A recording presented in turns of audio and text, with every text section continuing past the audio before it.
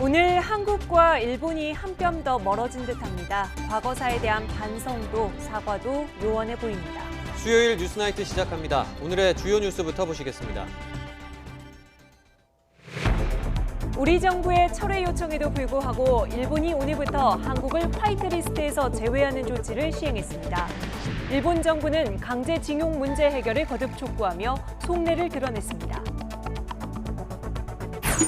우리 정부가 지소미아 종료와 관련해 미국에 공개적인 불만 표출을 자제해달라고 요청했습니다. 미국이 한국의 뜻을 충분히 이해하지 못하고 있다는 판단에 따른 것으로 알려졌습니다. 검찰이 조국 법무부 장관 후보자의 일부 가족을 출국 금지하는 등 수사 강도를 높이고 있습니다. 조 후보자는 청문회를 앞두고 벌어지는 수사가 당황스럽지만 성실히 응할 것이라고 밝혔습니다. 자유한국당이 조국 법무부 장관 후보자의 청문회 보이콧 가능성을 주장하며 청문 절차가 다시 표류하는 모습입니다. 한국당은 경론을 벌였지만 결론을 내리진 못했습니다.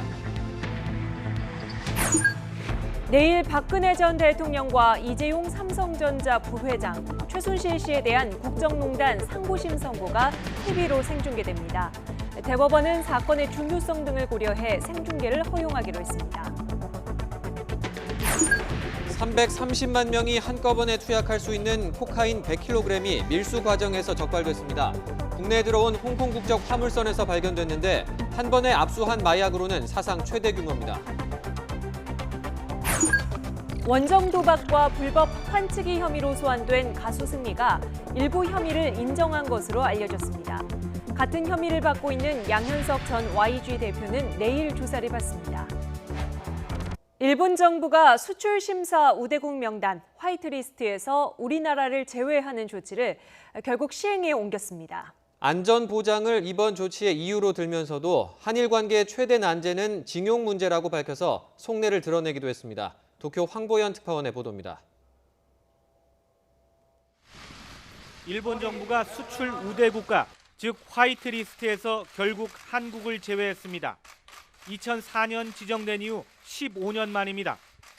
이미 화이트리스트로 지정된 국가를 일본 정부가 억지로 뺀 건 이번이 처음입니다.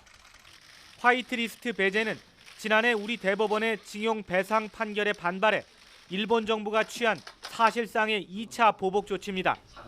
앞서 일본 정부는 지난달 4일부터 불화수소 등 반도체 소재 3개 품목에 대한 수출 제재라는 1차 보복 조치를 이미 내렸습니다. 하지만 일본 정부는 징용 문제 때문에 취한 보복 조치는 아니라고 또 강변했습니다. 安全保障上の観点から我が国の輸出管理制度を適切に実施する上で必要な運用の見直しであります。 세계 무역기구 제소나 국제사회의 여론을 의식해 역사 외교 문제 때문에 경제 제재를 한 게 아닌 것처럼 비치도록 하기 위한 꼼수의 다름 아닙니다. 스가 장관은 이어 징용 문제를 꺼내들고 한국을 비난했습니다. 日韓関係は現在最大の問題である旧朝鮮半島出身労働者問題を含め韓国側からの否定的で非合理的な動きが相次ぎ 징용 문제에 대한 보복이 아니라더니 곧바로 징용 문제는 한국이 해결하라며 속보이는 주장을 펼친 겁니다. 이번 화이트리스트 제외 조치로 한국에 제품을 수출하는 많은 일본 기업들은 이전보다 상당히 까다로운 절차를 거쳐야 합니다. 일본 정부로서는 두 차례의 경제 보복 조치로 운영 과정에서 자의적으로 규제 정도를 조절하며 한국을 압박할 수 있는 카드를 쥐게 됐습니다. 한국 정부의 만류와 한국 내 강한 반대 여론에도 일본 정부가 꿋꿋하게 보복 조치를 밀어붙이면서 악화 일로를 걷고 있는 한일 관계는 더 심한 갈등 국면으로 빠져들 것으로 전망됩니다. 도쿄에서 YTN 황보현입니다. 외교부는 주한 일본 대사를 불러 화이트리스트 배제 조치에 대해 항의하고 조치 철회와 문제 해결을 위한 대화에 나서라고 촉구했습니다. 내일은 한일 외교부처의 국장급 인사들이 만날 예정이지만 상황을 낙관하긴 어렵습니다. 한현희 기자의 보도입니다. 외교부가 나가미네 야스마사 주한 일본 대사를 닷새 만에 또 청사로 불러들였습니다. 일본이 우리를 화이트리스트에서 제외하는 조치를 강행한 데 대해 항의하기 위해서입니다. 나가미네 대사를 초치한 조세영 1차관은 이번 조치는 강제징용 판결 문제에 대한 명백한 무역 보복이자 한일 간 협력 관계의 근간을 뒤흔드는 중대한 도전이라고 지적했습니다. 그러면서 일본 측이 부당한 모든 조치를 철회하고 합리적인 해결 방안을 모색할 수 있도록 양국 간 대화와 협의에 진지한 태도로 나서달라고 강력히 요구했습니다. 이런 가운데 내일 가나스기 겐지 일본 외무성 아시아대양주 국장이 서울을 찾아 김정한 외교부 아시아태평양 국장과 면담을 진행합니다. 일본 측 수출규제 주무부처인 경제산업성과 산업통상자원부 간 소통이 쉽지 않은 것과 별개로 외교당국 간 대화는 꾸준히 이어가고 있는 겁니다. 지소미아 종료와 화이트리스트 제외 조치 시행 등 엄중한 국면인 만큼 한일 외교부처 주무국장이 마주 앉아 현재 상황을 평가하고 앞으로의 관리 방안에 대해 논의할 전망입니다. 물론 이번 협의에서 진전을 기대하기는 어렵지만 서로 상대의 입장을 묻고 설명하는 노력을 계속해 나가겠다는 계획입니다. 다만 여전히 서로 간의 간격이 커 의견을 좁히기 힘들고 상황을 낙관할 수 없는 만큼 앞으로의 대화가 쉽지만은 않을 전망입니다. YTN 한연입니다. 청와대는 일본이 우리나라를 백색 국가에서 제외하는 조치를 시행한 것에 대해 강한 유감을 표시했습니다. 김현종 국가안보실 2차장은 오늘 브리핑에서 우리 정부는 일본의 경제 보복 조치 처리를 지속적으로 요구했다며 이같이 밝혔습니다.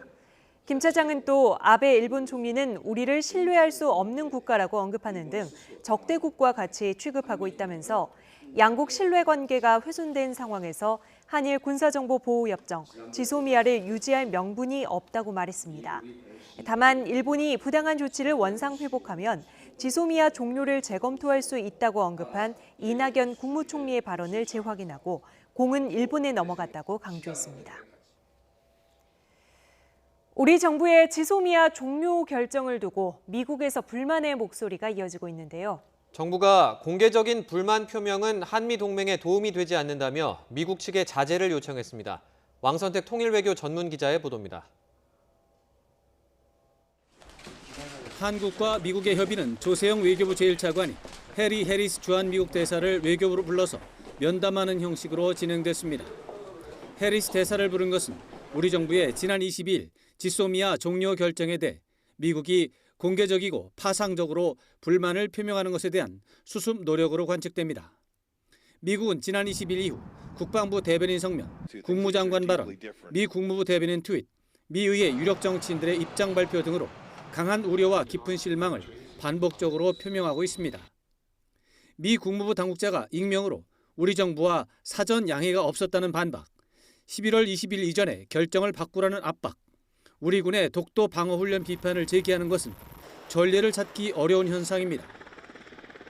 소식통에 따르면 조세영 제1차관은 해리스 대사에게 정부 결정은 한일 관계 맥락에서 일본의 부당한 조치에 대항한 것이라면서 한미 동맹 발전과 격상을 희망한다는 입장을 설명했습니다.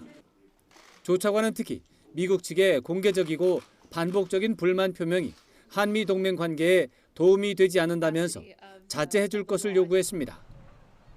이에 대해 해리스 대사는 우리 정부 결정에 대한 강한 우려와 실망을 표명하고 협정 종료 결정 철회를 요구하는 입장도 개진했을 것으로 관측됩니다. 조세영 제1차관과 해리스 대사 면담에도 불구하고 지소미아 문제와 관련해 양국 간의 현저한 입장 차이가 있기 때문에 문제가 금방 봉합되기는 어려울 것으로 분석됩니다. 다만 한미 외교 당국 간의 대화가 성사된 만큼 사태 수습을 기대할 수 있는 공식적인 외교 절차가 시작됐다는 점에서 늦었지만 다행스러운 상황으로 평가됩니다. YTN 왕선택입니다.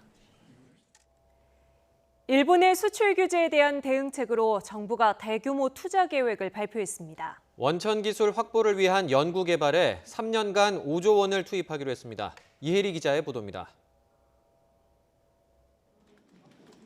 정부는 우선 일본의 수출 규제에 맞서 타격을 받을 것으로 우려되는 품목에 대해 맞춤형 전략을 제시했습니다. 먼저 핵심 품목 100여 개에 대해 긴급 정밀 진단을 올해까지 마무리합니다. 해당 품목들에 대해 우리의 기술 수준이 어느 정도인지 일본이 아닌 다른 나라에서 대체품을 수입할 수 있는지를 따져 유형별 대책을 세우겠다는 겁니다. 예를 들어 국내 기술 수준은 높지만 일본 외 다른 나라에서 마땅히 대안을 찾기 어려운 경우 국내 기업들이 협업해 대체품을 상용화할 수 있도록 연구개발에 대한 지원이 중점적으로 이루어지게 됩니다. 이를 위해 내년부터 3년 동안 반도체와 디스플레이 등의 핵심 품목에 대한 연구개발에 5조 원 이상의 예산을 투입합니다. 이들 품목에 대한 대외 의존도를 근본적으로 낮추겠다는 겁니다. 최근 상황을 통해 글로벌 공급 사슬이라는 커다란 경제 시스템 안에서 핵심 소재 부품 장비 자립화의 중요성을 확인한 계기가 되었습니다. 근본적인 해결 방법은 연구 개발을 통한 핵심 기술 확보라는 점은 부인하기 어려울 것이며 정부는 또 대통령 직속기구인 국가과학기술자문회의 소속으로 민관 공동의 특별위원회를 설치해 핵심 품목에 대한 관리를 총괄하도록 하는 한편 시급한 대응이 필요한 품목에 대해서는 예비 타당성 조사에서 경제성 평가를 예외적으로 적용하기로 했습니다. YTN 사이언스 이혜리입니다. 화이트리스트 배제 조치는 시행했지만 일본이 당장 우리나라에 대한 추가 규제 품목을 지정하진 않았습니다. 그렇다고 안심할 상황은 아닙니다. 언제든 추가 규제에 나설 수 있는 만큼 업계는 긴장감 속에 소재 부품 국산화와 대체품 찾기에 안간힘을 쓰고 있습니다. 최하영 기자의 보도입니다. 이 소재 기업은 지난 2008년 과거 일본 의존도가 높았던 특수 에폭시 수지 국산화에 성공했습니다. 여기에 플렉서블 전자회로 기판 국산화에도 성공하며 지난해 수출액 300억 원을 달성했습니다. 최근엔 일본에서 수입하던 일부 원자재를 중국산으로 바꾸는 등 수입선 다변화에도 나서고 있습니다. 일본 제품이 아무래도 퀄리티적으로는 낮지만 중국에서 수입한 제품을 실험을 통해서 그에 상응하는 제품으로 지금 사용 가능한 실험이 끝난 상태에서 우리 업계의 이 같은 움직임은 일본의 화이트리스트 배제에 발맞춰 더욱 분주해지고 있습니다. 당장 추가 규제 품목은 지정하지 않았지만 언제든 그 가능성은 열려 있기 때문입니다. 군산 사용으로 전용이 가능한 고도의 가공 능력을 가지고 있는 제품들이라고 할 수가 있고 산업비용 섬유 그리고 티타늄과 같은 고도의 소재 기술들이 포함된다고 할 수가 있습니다. 여기에 비전략물자까지 규제할 수 있는 만큼 식품과 목재를 빼고는 거의 모든 산업이 대상이 되는 셈입니다. 규제 직격탄을 맞은 반도체는 물론 기계와 화학, 자동차 업계까지 대책 마련에 애를 쓰고 있습니다. LG화학은 추가 규제에 대비해 일본 의존도가 높은 배터리 파우치 필름 국산화를 위해 국내 제조사들과 협력하고 있고 현대차 노조는 사태 장기화를 우려해 8년 만에 분규 없이 임금 단체 협상에 잠정 합의했습니다. 일본이 언제 어떤 제품에 추가 규제를 할지 모르는 불안감 속에 기업들의 탈일본 행보에도 속도가 붙고 있습니다. YTN 최하영입니다. 문재인 대통령이 일본의 수출 규제 이후 세 번째로 산업 현장 방문에 나섰습니다. 문 대통령은 우리 경제는 우리 스스로 지켜야 한다며 해외 사업장을 국내로 되돌리는 이른바 유턴 기업에 대한 전폭적 지원을 약속했습니다. 임성호 기자입니다. 하나, 둘, 셋! 문재인 대통령이 미래차에 들어가는 배터리 체계 생산 공장 기공식에 참석했습니다. 대기업이 해외 사업장을 국내로 복귀시킨 첫 사례입니다. 문 대통령은 일본이 백색 국가 배제 조치 시행에 들어간 것을 겨냥해 지금 필요한 건 우리 경제를 지키려는 의지와 자신감이라고 강조했습니다. 자유롭고 공정한 무역 체제가 흔들리고 정치적 목적의 무역 보복이 일어나는 시기에 우리 경제는 우리 스스로 지킬 수밖에 없습니다. 이렇게 어려운 시기에는 기업들의 국내 유턴이 희망을 준다며 기업들의 유턴 투자를 적극 응원하겠다고 밝혔습니다. 특히 제조업 해외 투자액의 10%만 국내로 돌려도 연간 약 2조 원의 투자와 많은 일자리가 생긴다며 신산업 육성과 규제 혁신, 혁신 인재 양성을 통해 유턴 투자를 촉진하는 계획을 소개했습니다. 내년에 시스템 반도체, 바이오 헬스, 미래차 등 3대 신산업과 인공지능, 데이터, 5G 분야에 4조 7천억 원을 7천억 원의 예산을 투입하여 R&D 투자와 시장 창출을 지원하고 청와대는 대통령 전용 차로는 처음으로 수소차를 도입하는 등 일본의 무역 보복에 맞선 신산업 육성 의지를 연일 강조하고 있습니다. 당정청도 내년부터 3년 동안 5조 원 이상을 투입해 소재, 부품, 장비 산업 육성에 적극적으로 나서기로 했습니다. 일본의 수출 규제에 대응하는 궁극적인 방안은 우리의 R&D 생산성을 높이는 것입니다. 청와대는 일본의 2차 수출 규제 조치로 기업이 맞게 될 어려움을 해소하는 데 집중하면서 소재, 부품, 장비 산업의 경쟁력을 근본적으로 높이는 데 초점을 맞추고 있습니다. YTN 임성호입니다. 일본의 수출 규제 조치 이후 일본 제품의 판매를 중단한 자영업자들이 이번에는 일본산 식품 첨가물이 사용된 제품의 원산지를 밝히는 운동에 나섰습니다. 한국 중소상인 자영업자 총연합회 등은 오늘 기자회견을 열고 일본산 향료와 식품 첨가물이 사용된 제품과 제조 공장, 일본 내 원산지를 추적해 공개하겠다고 밝혔습니다. 오늘 서울에서는 중고교 학생과 교사, 학부모 등 1000여 명이 일본의 경제 보복 철회를 요구하며 거리 행진에 나섰습니다. 서울 은평구 숭실중학교와 숭실고등학교 학생 900여 명은 은평 평화공원까지 행진하며 일본 정부의 수출 규제 철회와 일본군 위안부 피해자의 사과, 강제징용 인정 등을 요구했습니다. 어제 조국 법무부 장관 후보자에 대한 고소 고발 건과 관련해 전격 압수수색에 나선 검찰이 조 후보자의 일부 가족의 출국도 금지한 것으로 알려졌습니다. 조 후보자는 당혹스러워하면서도 모든 게 밝혀질 것이라며 인사청문회에 전념할 뜻을 분명히 했습니다. 권남기 기자입니다. 검찰이 조국 법무부 장관 후보자 가족 일부의 출국을 금지했습니다. 출국 금지 대상인 일부 가족과 함께 사건 관련자들도 포함된 것으로 알려졌습니다. 조 후보자의 가족이 10억 원 넘게 출자한 사모펀드 관련 의혹 때문으로 전해졌는데 검찰은 앞서 사모펀드 운용사 코링크와 함께 코링크 측이 투자한 업체들을 압수수색했습니다. 검찰은 계좌 추적을 통해 자금 흐름을 파악하는 대로 운용사 관계자와 조 후보자 가족 등에 대한 조사를 벌일 것으로 보입니다. 하지만 사모펀드 운용사 대표와 실소유주로 의심받는 조 후보자의 오촌 조카, 투자회사 전직 대표 등 핵심 관계자들은 의혹 제기 직후 해외로 나간 것으로 파악됐습니다. 검찰은 도피성 출국 가능성이 있다고 보고 귀국을 독촉하는 동시에 이들이 입국할 때 통보해달라고 출입국 담당 기관에 요청했습니다. 검찰은 이와 함께 고려대와 부산대 등 대학과 사모펀드 운용사, 웅동학원 등의 압수수색에서 확보한 자료들에 대한 본격적인 분석에 돌입했습니다. 이른바 살아있는 권력에 대한 수사라는 정치권의 논란에 대해선 검찰 관계자는 제대로 수사하는 것이 검찰 개혁의 잣대가 아니겠냐고 반문했습니다. 이례적인 검찰의 전방위 수사에 대해 조 후보자는 당황스럽다면서도 이를 통해 모든 것이 밝혀질 것이라며 자신감을 드러냈습니다. 인사청문회를 앞두고 검찰 수사가 개시되어서 좀 당황스럽습니다. 검찰 수사를 통해서 모든 것을 밝혀질 것이고요. 또 인사청문회 통해서 제가 드릴 말씀을 드리도록 하겠습니다. 조 후보자는 또 검찰 수사를 이유로 청문회 답변을 피할 수 있다는 우려엔 모든 것에 충실히 소명하겠다고 말했습니다. YTN 권남기입니다.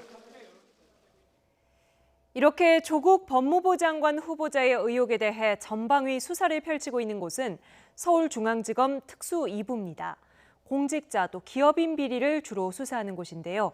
살아있는 권력의 칼을 겨눈 검찰, 수사 진행 속도가 조 후보자 운명에 영향을 줄 것으로 보입니다. 신지원 기자가 보도합니다. 검찰은 조국 후보자에 대한 고소 고발 사건을 서울중앙지검 특수 2부에 배당했습니다. 특수부는 검찰의 최고 정예부대로 불리는데 주요 부정부패 사건을 전담하는 곳입니다. 이 때문에 관련 의혹을 낱낱이 살펴보겠다는 윤석열 검찰총장의 의지로 읽힙니다. 인사청문회를 일주일 앞두고 부산대 의학전문대학원과 웅동학원, 사모펀드 업체 등 20여 곳을 압수수색한 점도 눈에 띕니다. 사건을 맡은 고형곤 특수 2부장은 박근혜 정부 시절 최순실 씨의 딸 정유라 씨의 이화여대 특혜 의혹을 수사해 최경희 전 총장 등 관련자들을 구속했던 주임 검사 출신입니다. 그만큼 조 후보자 딸의 대학 입학과 장학금 특혜 의혹을 밝힐 적임자라는 평가가 나옵니다. 이 밖에 검찰은 조 후보자 가족이 투자한 사모펀드 업체와 사학재단 웅동학원의 자금 흐름도 들여다보고 있습니다. 관건은 수사 속도입니다. 신속하게 진행될 경우 수사 경과에 따라 조 후보자를 둘러싼 무성한 의혹을 서둘러 잠재울 수도 있습니다. 다만 청문회 전까지 소기의 성과를 내는 건 사실상 불가능한 상황입니다. 검찰의 수사 결과가 나오기 전에 조 후보자가 법무부 장관으로 임명된다면 논란은 더욱 커질 수밖에 없습니다. 검찰 수사를 받는 입장에서 검찰 인사권을 행사하는 게 부적절하다는 지적이 불가피하기 때문입니다. 이런 가운데 해외로 출국한 투자업체 대표 등 핵심 관계자들의 협조 여부와 진술 내용도 중요한 변수로 작용할 전망입니다. YTN 신지원입니다. 더불어민주당은 이해찬 대표까지 나서 국회 인사청문회를 앞둔 조국 법무부 장관 후보자에 대한 검찰의 공개수사 착수를 강도 높게 비판했습니다. 특히 언론의 검찰 수사 상황이 보도되는 데 대해 노무현 전 대통령의 제2의 논두렁시계 사건을 보는 듯하다며 강경 대응 방침을 밝혔습니다. 최민기 기자가 보도합니다. 더불어민주당 이해찬 대표는 전날 조국 후보자에 대해 이뤄진 검찰의 전방위 압수수색에 불편한 기색을 숨기지 않았습니다. 이번 압수수색은 조 후보자의 사퇴를 노린 검찰의 작전이란 발언까지 나왔습니다. 스스로 사퇴하기를 바라는 압력이라고 생각이 듭니다. 그렇지 않고서는 이렇게 법무부나 청와대나 그런 데 전혀 모르게 언론만 알게끔. 이 대표는 특히 검찰의 수사 상황이 언론에 실시간으로 흘려지는데 강한 불쾌감을 드러냈습니다. 피의 사실 유포자를 색출해 엄정 처리해야 한다고 강조하며 과거 노무현 전 대통령의 논두렁 시계 사건도 언급했습니다. 노무현 대통령 때는 있지도 않은 논두렁 시계를 가지고 얼마나 모욕을 주고 결국은 서거하시게끔 만들었습니까? 민주당 지도부는 인사청문회를 앞두고 이뤄진 압수수색 시기와 절차가 이례적이라 보고 비공개 최고위원회의까지 열며 강경하게 대응했습니다. 인사청문회를 앞둔 시점에 영향을 주는 건 매우 부적절하다며 검찰에 대한 날선 경고도 던졌습니다. 수사를 책임지고 있는 특수 2부장, 서울중앙지검의 특수 2부장과 서울중앙지검장이 이에 대한 책임을 져야 할 것입니다. 수사 외압 논란을 의식해선 공정하게 수사하되 인사청문회에 영향을 주는 수사 관행이 안 된다는 점에 방점을 찍었습니다. 민주당은 검찰 압수수색 후폭풍 차단에 주력하는 모양새지만 여당 지도부의 이 같은 대응은 자칫 검찰 수사에 영향을 줄 수 있다는 지적입니다. YTN 최민기입니다. 반면 조국 후보자에 대해 맹공을 펼치고 있는 자유한국당은 청문회 거부 카드까지 검토하고 나섰습니다. 당내 일부 반대로 결론을 내진 못했지만 상황에 따라서는 인사청문회 당일 거부에 나설 가능성도 나옵니다. 김주영 기자가 보도합니다. 정기국회를 앞두고 당의 향후 전략을 논의하기 위해 개최된 자유한국당 의원 연찬회 도중 갑작스럽게 의원총회가 잡혔습니다. 조국 법무부 장관 후보자의 인사청문회를 어떻게 진행할 것인지가 핵심 주제였습니다. 비공개로 진행된 의총에서는 인사청문회를 아예 보이콧하자는 주장까지 등장했습니다.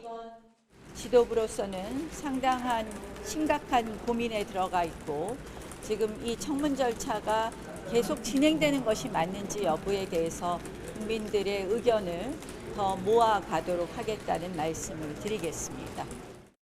조 후보자 본인은 피의자가 됐고 가족들은 검찰이 출국 금지까지 한 것으로 알려진 마당에 장관 후보자로 인사청문회를 진행하는 것 자체가 부적절하다는 주장입니다. 또 핵심 자료가 이미 검찰로 넘어갔고 증인들 역시 검찰 수사를 이유로 출석이나 진술을 회피할 가능성도 있다는 겁니다. 다만 법사위원들을 중심으로 인사청문회는 반드시 필요하다는 의견이 제시되면서 보이콧 결정이 나지는 않았지만 회의 분위기는 강경했습니다. 바른미래당도 청와대와 조 후보자에 대한 비판 수위를 한껏 높였습니다. 야외 집회까지 열고 이미 늦었지만 문재인 대통령이 지금이라도 지명을 철회하라고 촉구했습니다.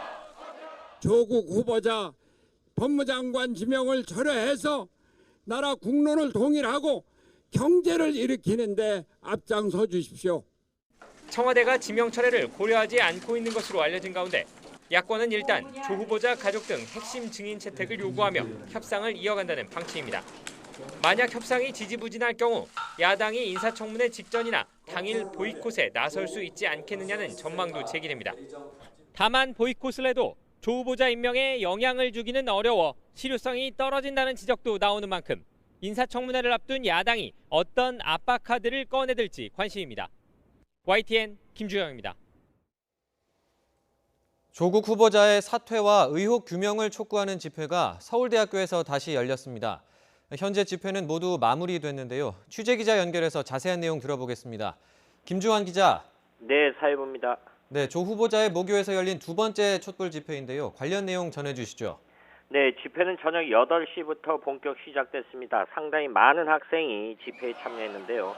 주최 측 추산 800여 명의 학생이 참여한 것으로 확인됐습니다. 오늘 집회는 지난 23일 집회와는 달리 서울대 총학생회가 주관했습니다. 학생들은 조국 후보자의 사퇴를 촉구했습니다.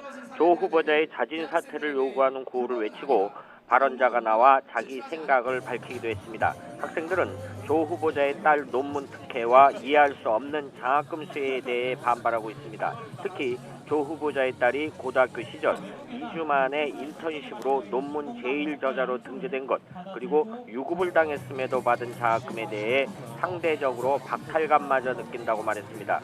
이곳 서울대학교 이외에도 조 후보자의 딸이 다니는 부산대에서도 같은 이유로 저녁 6시쯤 촛불 집회가 열리기도 했습니다. 네, 그런데 집회에 특정 정당이나 외부 세력의 개입을 의심하는 정치색 논란이 일기도 했죠. 네, 그렇습니다. 집회를 주관한 총학생회 이런 논란에 대해선 선을 그었습니다. 학생들이 촛불을 든 것은 보수와 우경화 때문이 아니라 조 후보자로 인한 허탈감과 분노에서 비롯된 것이라고 밝혔습니다. 이 때문에 오늘 집회에 참여하기 위해서는 신분 확인이 이루어졌습니다. 학생증과 졸업증명서 등을 신분증과 대조하는 신원 확인 절차를 거쳐야 집회에 참여할 수 있었습니다. 하지만 이런 조치에도 집회를 비판하는 시선이 남아 있었습니다. 지난 27일 서울대 학생회관 옆에 붙은 대자보가 대표적입니다. 조 후보자에 대한 분노를 두고 청년 세대의 정의감을 이야기하기에는 그동안 외면했던 청년 세대의 수많은 아픔이 많았다며 선택적 정의에 빠져 있다고 꼬집었습니다. 오늘 비슷한 시간에 집회를 열었던 부산대 역시 집회를 준비하던 위원장이 자유한국당 부산대 지부장이라는 사실이 드러나 당적이 없는 학생이 촛불 집회를 추진하기도 했습니다. 조 후보자의 딸이 특례 입학했다는 의혹을 받는 것과 관련해 고려대 총학생회는 오늘 30일 진상규명 촉구 집회를 열 예정입니다. 지금까지 사회부에서 YTN 김주환입니다. 신속 처리한 건 이른바 패스트트랙 절차를 밟고 있는 여야 사당의 선거법 개정안이 정치개혁특별위원회 안건조정위원회를 통과했습니다. 국회 정개특위 안건조정위는 패스트트랙으로 지정된 선거법 개정안을 자유한국당 의원들의 반발 속에 의결해 정개특위 전체 회의로 넘겼습니다. 오는 31일이 활동 시한인 국회 정개특위는 이르면 내일, 늦어도 모레는 전체 회의를 열고 선거법 개정안 표결을 시도할 것으로 보입니다. 네, 패스트트랙 충돌 사태와 관련해 민주당 소속 의원들이 잇따라 경찰에 출석했습니다. 서울 영등포 경찰서는 오늘 오전 민주당 기동민, 박범계, 김영호 의원을 피고발인 신분으로 불러 조사했습니다. 경찰은 지금까지 현역 국회의원 97명에게 출석 요구서를 보냈고 오늘 3사람을 포함해 범여권에서만 24명이 조사를 받았습니다. 우리나라의 국회격인 북한 최고인민회의가 내일 평양에서 열립니다. 이례적으로 넉 달 만에 개최되는 건데 좀처럼 열리지 않고 있는 북미 협상과 관련해서 김정은 위원장의 입장이 나올지 주목됩니다. 김지선 기자의 보도입니다. 지난 4월 하노이 북미 회담 결렬 이후 한 달여 만에 열린 북한 최고인민회의. 첫 임기를 마친 김정은 국무위원장을 재추대했고 헌법을 개정해 권력 집중도 한층 강화했습니다. 연설에 나선 김 위원장은 연말을 시한으로 3번째 북미 정상회담을 입에 올렸습니다. 하노이 조미 순회 회담과 같은 순회 회담이 재현되는 데 대하여서는 반갑지도 않고 할 의욕도 없습니다. 어쨌든 올해 말까지는 인내심을 갖고 미국의 용단을 기다려볼 것이지만 북한이 넉 달 만에 최고인민회의를 소집해 김 위원장이 다시 연단에 오를지 주목됩니다. 그간 트럼프 대통령과 판문점에서 만났지만 그 자리에서 약속한 실무회담은 좀처럼 재개되지 않는 상황. 김정은표 경제발전 전략 목표 시점을 코앞에 두고 교착 상태에 놓인 한반도 정세에 돌파구를 마련하려 할 수도 있습니다. 이번 최고인민회의를 계기로 국면 전환이 이루어질 것이란 전망 속에 정부도 예의주시하고 있습니다. 최고인민회의라는 것이 결국 이제 북한의 어떤 대내외 정책 방향을 좀 가늠할 수 있는 또 계기가 되기 때문에 저희 통일부로서는 그 상황을 예의주시하면서 특히 한미연합훈련에 잇단 미사일 발사로 맞서온 북한이 이번 회의에서 안보 문제를 부각시켜 향후 협상 테이블에 들고 나올 것이란 전망도 나옵니다. 남북 대화는 당분간 어렵겠지만 하노이 이후 새로 정비한 것으로 알려진 대남 라인 인사가 공개될지도 관심입니다. YTN 김지선입니다.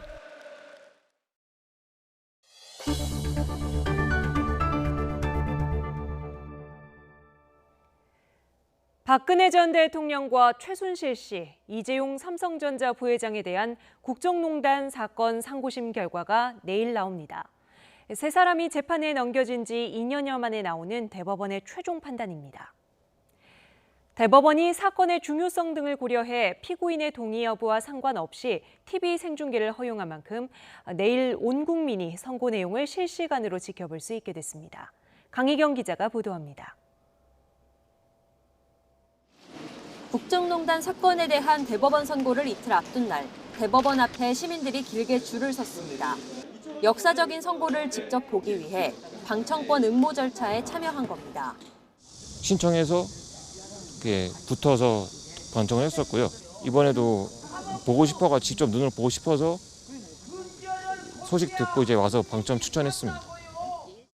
대법원이 마련한 자리는 모두 88석.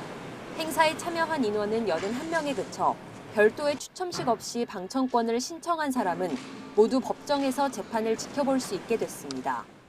이번 계기로 정의가 바로 서고 공정함이 있다라는 것을 증명됐으면 좋겠습니다. 대법원 청사 대법정에 나오지 않더라도 국정농단 사건에 대한 선고가 내려지는 순간은 실시간으로 지켜볼 수 있습니다. 1심 재판에 이어 대법원 상고심도 TV로 생중계되기 때문입니다. 형사재판에서 1심 선고 중계가 허용된 건 박 전 대통령 국정농단 사건이 처음이었습니다. 오늘 재판의 중대성, 역사적 의미, 국민적 관심과 알 권리 등을 고려하면 생중계를 허용하는 것이 타당하다고 판단돼서 재판 생중계를 허가하기로 결정했음을 알려드립니다. 항소심에선 피고인이 동의하지 않는다는 이유로 촬영이 금지됐지만 대법원은 사건의 중요성과 공익성을 고려해 피고인의 동의 여부와 상관없이 생중계를 허용하기로 했습니다. 다만 상고심에는 피고인 출석 의무가 없어 박 전 대통령 등이 법정의 모습을 드러낼 가능성은 크지 않습니다.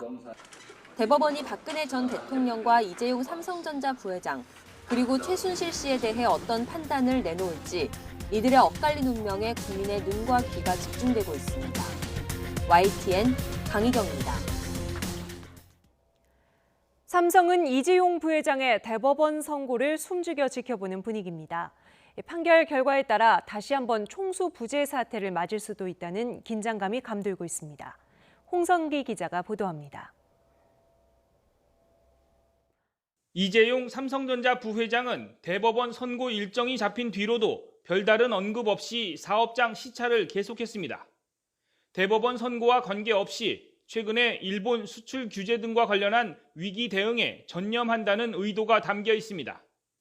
삼성전자 측도 이 부회장 대법원 선고 이후 상황에 대한 논의는 따로 하지 않고 있다고 밝혔습니다. 그러나 선고 일정이 코앞에 다가오면서 긴장감은 점점 높아지는 모양새입니다. 대법원이 2심 결과를 확정하는 것이 삼성 입장에서는 가장 최상으로 꼽히는 시나리오입니다. 비록 무죄가 아니라 집행유예 확정이라도 이 부회장이 자리를 지키게 돼 경영에 탄력이 붙을 수 있기 때문입니다. 최근 삼성전자가 하고 있는 신성장 동력 찾기, 예를 들어서 시스템 반도체에 133조를 투자한다는 등 보다 적극적으로 신성장 동력을 찾아서 삼성전자 미래의 먹거리를 찾으려는 노력을 하지 않을까. 반대로 대법원이 2심을 뒤집고 이 부회장의 재수감이 불가피한 내용으로 사건을 고법으로 돌려보낼 경우 총수 부재 상황을 다시 맞이하게 됩니다. 삼성 측은 오너가 없다면 대규모 투자 계획 등은 사실상 결정하기 어렵다고 주장합니다. 그러나 삼성의 위기가 이 부회장의 판결과 연관돼서는 안 된다는 지적도 있습니다. 이재용과 삼성의 실적에는 아무런 연관이 없다. 이재용이 구속되어 있던 시절 삼성은 사상 최대 실적을 거두었으며 이재용이 석방되어 있는 지금 삼성의 실적은 곤두박질하고 있다. 이재용 부회장에 대한 대법원 판결에 사회적인 관심까지 집중되면서 삼성 측은 초긴장 속에 숨죽여 선고 결과를 기다리고 있습니다. YTN 홍성기입니다. 대법원의 국정농단 상고심 선고 결과는 검찰이 진행 중인 삼성 회계 사기 수사에도 적잖은 파장을 미칠 것으로 보입니다. 특히 박근혜 전 대통령과 이재용 부회장이 삼성그룹 승계라는 현안을 논의했는지 대법원이 어떤 판단을 내리는지에 따라 검찰의 수사 동력도 좌우될 전망입니다. 전준영 기자가 보도합니다. 순수한 선의가 아니라 그룹의 안정적인 승계권, 경영권 승계 등을 포함한 모종의 이득에 대한 대가가 아닌가 하는 의혹을 가지고 있습니다. 여기에 대한 입장은 뭡니까? 저희는 단 한 번도 뭐를 바란다든지 무슨 반대급부를 요구하면서 출연을 했다든지 지원을 한 적은 없습니다. 삼성은 최순실 씨가 설립한 동계스포츠 영재센터에 16억 원을 지원했습니다. 검찰은 이 돈을 박근혜 전 대통령과 이재용 부회장 사이에 오간 뇌물로 판단했습니다. 이 부회장의 그룹 경영권 승계 작업을 도와달라는 부정한 청탁의 대가라는 겁니다. 하지만 항소심 재판부의 판단은 엇갈렸습니다. 박 전 대통령 재판부는 삼성그룹 승계라는 포괄적 현안에 대해 묵시적 청탁이 있었다고 인정한 반면 이 부회장 재판부는 삼성그룹 승계라는 현안 자체가 존재하지 않았다고 결론 내렸습니다. 이후 삼성바이오로직스 분식 회계 의혹에 대한 검찰 수사가 진행되면서 새로운 단서들이 포착됐습니다. 그룹 차원에서 삼성바이오의 가치를 부풀리기 위해 고의로 회계를 조작하고 관련 증거를 없애도록 진두지휘한 정황이 드러난 겁니다. 검찰은 분식 회계의 최종 목적이 그룹 승계 작업인 것으로 보고 수사를 확대해왔습니다. 따라서 대법원이 국정농단 상고심에서 그룹 승계라는 현안이 있었다고 인정하면 일단 영장기각으로 주춤했던 검찰 수사가 다시 탄력을 받을 수 있습니다. 대법원이 정반대의 결론을 내리면 검찰 수사는 사실상 마무리 국면으로 접어들 가능성이 큽니다.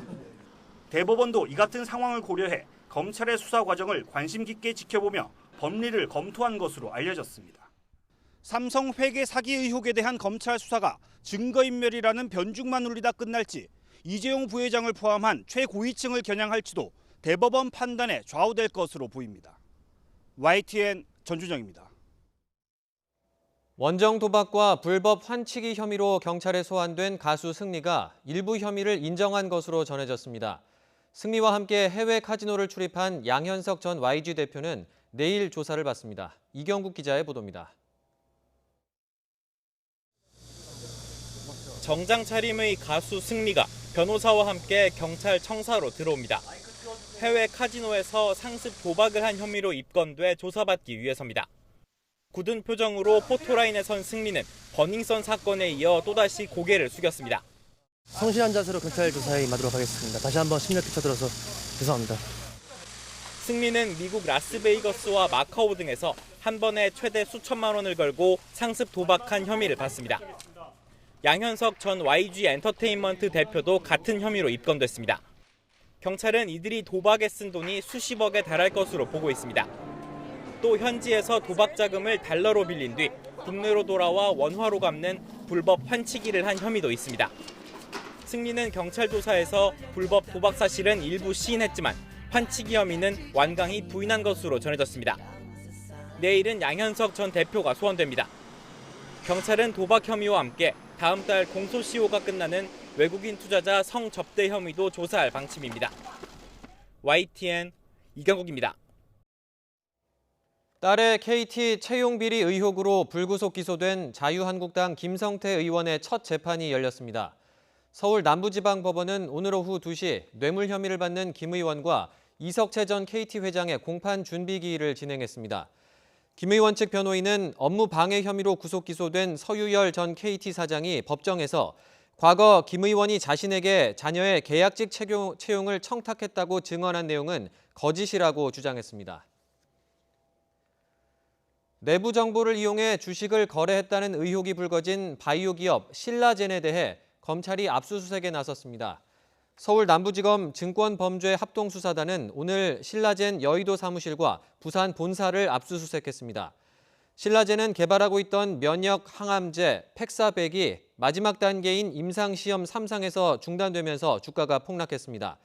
이 과정에서 임직원들이 거액의 지분을 미리 팔아치운 것으로 드러나 내부 정보를 이용한 게 아니냐는 의혹이 불거졌습니다. 1,400여 명의 사망자를 낸 가습기 살균제가 군부대 55곳에서 사용됐던 것으로 드러났습니다. 애초에 알려졌던 것보다 규모가 커진 건데요. 국방부는 전역자를 포함해서 피해자 실태를 조사하겠다고 밝혔습니다. 차유정 기자의 보도입니다. 가습기 살균제 참사 청문회 2일차. 핵심 쟁점은 최근 불거진 군부대 내 사용과 피해 여부에 대한 진상규명이었습니다. 청문회엔 지난 2010년 국군병원에 입원했다가 가습기 살균제에 노출돼 폐질환을 진단받은 피해자가 증언했습니다. 가습기를 사용하면서 갑작스럽게 2에서 3주 동안 기침과 고열과 흉통이 동반되게 되었습니다. 군부대 내 사용 실태는 알려진 것보다 심각했습니다. 판매가 금지된 2007년까지 해공군 의무실 등 55곳에 사용된 문제의 살균제는 2,400여 개. 아직 자료를 제출한 한 육군까지 포함하면 사용량은 훨씬 더 많을 것으로 추정됩니다.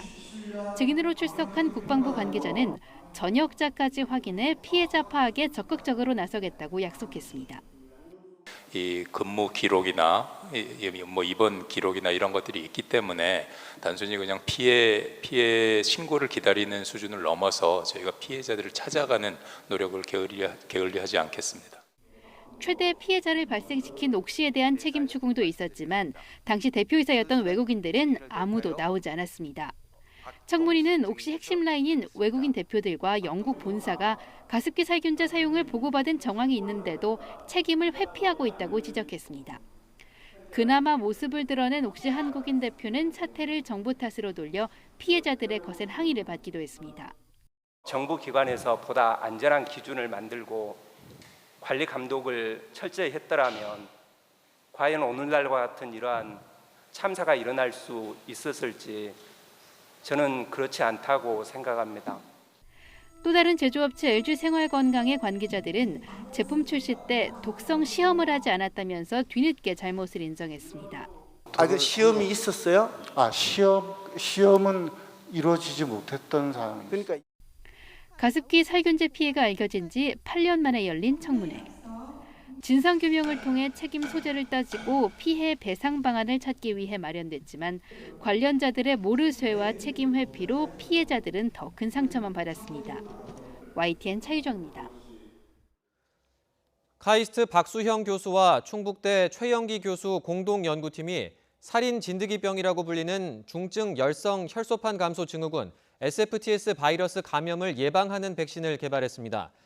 연구팀은 감염 동물 모델 실험을 통해 SFTS 바이러스의 감염을 억제할 수 있음을 증명했습니다.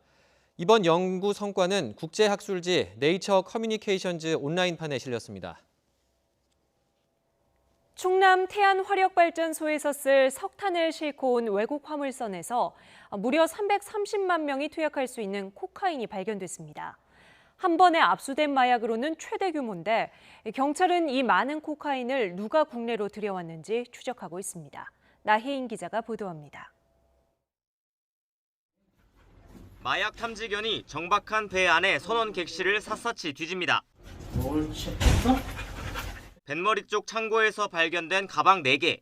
자물쇠를 뜯어내자 형형색색 포장된 네모난 물건이 끝없이 나옵니다. 충남 태안항 부근에 정박한 94,000톤급 화물선에서 쏟아져 나온 코카인 100kg입니다. 한 번에 적발된 마약으로는 최대 규모입니다. 발견된 코카인 100kg은 시가로 3천억 원, 무려 330만 명이 동시에 투약할 수 있는 양입니다. 물에 젖거나 습기가 차는 걸 막기 위해 이렇게 겹겹이 포장돼 있었습니다. 마약이 실려있던 홍콩 국적의 화물선은 태안화력발전소에서 쓸 석탄 12만 톤을 싣고 한국에 들어왔습니다. 우리나라 입항은 처음인 것으로 조사됐습니다. 지난 7월 초 콜롬비아에서 출발해 급유차 싱가포르를 잠시 거쳤는데 미국 대사관과 수사당국에서 이 배에 마약이 실렸다는 첩보를 우리 해경에 알렸습니다. 하지만 누가 이 많은 마약을 배에 실었는지, 누구에게 전달하려고 했던 건지는 아직 드러나지 않았습니다. 마약 투약 여부를 확인하고자 소변을 채취하여 간이시약 검사를 하였으나 모두 음성으로 확인되었고 나하고 상관이 없는 일이다 이런 뜻보다는 잘 모르겠다 이런 부분이 많았습니다. 경찰은 필리핀 국적 선장 44살 A씨 등 선원 20명과 선박회사 관계자 등을 상대로 정확한 마약 유통 경로를 추적하고 있습니다. YTN 나힌입니다. 공정거래위원회와 한국소비자원은 추석을 앞두고 소비자 피해가 빈번히 발생하는 항공과 택배, 상품권 분야에 대한 소비자 피해주의보를 발령했습니다.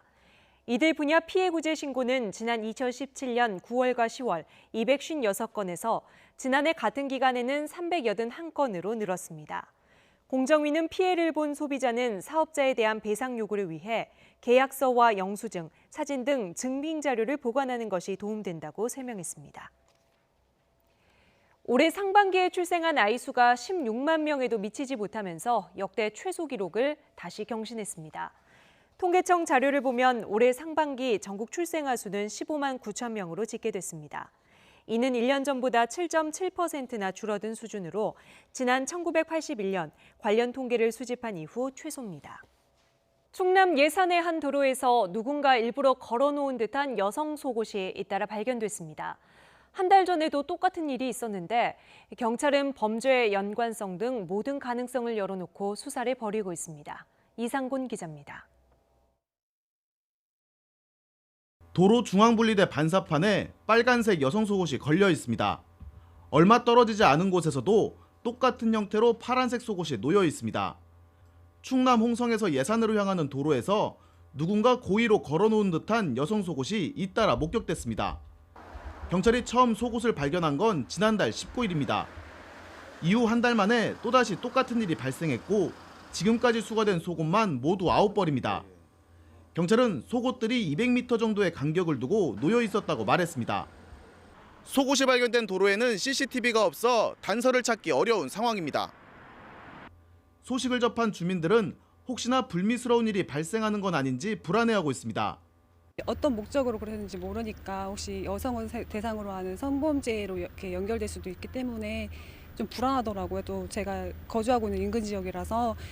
경찰은 누군가의 소행인지 밝히기 위해 수거된 속옷들에 대한 DNA 감정을 의뢰하는 등 수사에 나섰습니다. 이런 행위 자체 또는 이런 게 보여지는 것 자체만으로도 굉장히 불안할 수 있는 상황이거든요.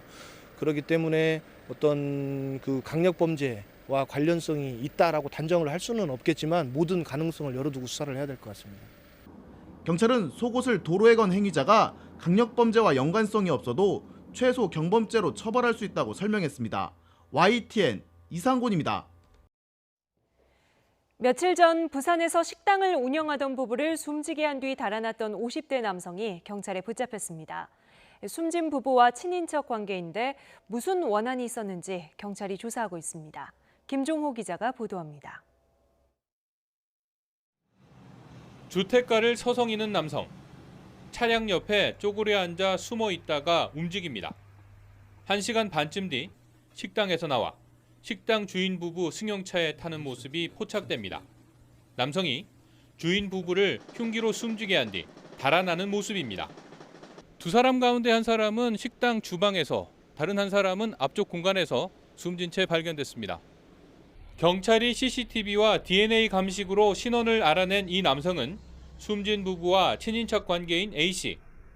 타고 간 부부 승용차를 경북 경주시에 버려두고 강원도까지 갔다가 부산으로 다시 숨어들었는데 경찰 수색망에 걸려 5일 만에 붙잡혔습니다. A씨는 일단 부부를 숨지게 한 사실은 시인했습니다. 모두 죽이고 싶었다고만 진술하는 걸로 보아 원한에 의한 살인으로 추정하고 있습니다. 경찰은 구체적인 범행 동기를 조사한 뒤 A씨에 대해 구속영장을 신청할 예정입니다. YTN 김종호입니다. 한일 갈등의 골이 깊어진 가운데 한중일 문화관광장관회의는 예정대로 내일부터 사흘간 인천에서 열립니다. 지소미아 종료 결정 이후 한일 양국 장관이 만나는 건 처음이어서 어떤 대화가 오고 갈지 관심입니다. 이규준 기자의 보도입니다. 방탄소년단은 지난달 일본 스타디움 공연을 성황리에 마친 데 이어 11월부터 일본에서 4차례 팬미팅을 추진합니다. 트와이스는 10월에, 블랙핑크는 12월 공연을 앞두고 있는 등 한국 가수들의 일본 공연도 예정대로 진행될 예정입니다. 한일 갈등 속에서도 민간 차원의 문화 교류가 꾸준히 이어지고 있는 가운데 한일 문화장관이 인천 송도 컨벤션에서 만납니다. 한일 문화장관 회의를 시작으로 한중일 문화장관 회의와 관광장관 회의가 잇따라 열립니다. 첫날 한일 문화장관 양자회의는 박양호 문체부 장관과 시바야마 마사히코 문부과학성 대신이 만나 협력 방안을 논의합니다. 한중일 문화장관은 앞으로 10년의 문화교류 활성화를 위한 공동선언문에 서명하고 동아시아 문화도시 선포식에도 참석할 예정입니다. 내년도 동아시아 문화도시로 한국의 순천시, 중국의 양주시, 일본 기타 규슈시를 선정하고 선정표를 수여할 예정입니다. 다음 날 열리는 한일 관광장관 회의에는 일본에서 이시케이치 국토교통성 대신이 참석해 관광교류 확대 방안 등을 논의합니다. 일본 측이 이번 회의에 참석하게 된 데에는 일본의 수출 규제 이후 한국 관광객이 급감한 상황이 영향을 미친 것으로 보입니다. 회의에 앞서 이시 국토교통성 대신은 지난 27일 현지 언론과의 회견에서 한일 간 인적 교류는 상호 이해의 기반이고 관광 교류는 중요하다고 생각한다고 밝혔습니다. 하지만 최근 한일 갈등 기류를 고려할 때 이번 회의에서 한일 양국은 구체적 실행 계획을 도출하기 힘들고 큰 틀에서 협력 의지를 다지는 선언적 합의에 그칠 것으로 보입니다. YTN 이교준입니다. 일본 규슈 지방에 기록적인 폭우가 쏟아지면서 적어도 2명이 숨지고 주민 85만 명에게 대피령이 내려졌습니다. 일본 기상청은 지금까지 보지 못한 폭우가 내렸다며 호우 경보 단계 중에 가장 높은 호우 특별 경보를 발령했습니다. 김영수 기자의 보도입니다. 이른 새벽 한꺼번에 쏟아진 빗물이 폭포처럼 계단을 타고 흘러내립니다. 거리 곳곳은 물바다로 변했고 중앙선도 잘 보이지 않는 도로를 차량이 힘겹게 통과합니다. 일본 남서쪽 규슈 지방에 시간당 100mm가 넘는 폭우가 쏟아지면서 시골 마을도 쑥대밭으로 변했습니다. 일본 기상청은 지금까지 보지 못한 폭우가 내렸다며 호우 특별 경보를 발령했습니다. 호우와 관련해 발령하는 5단계 경계 중 가장 높은 수준입니다.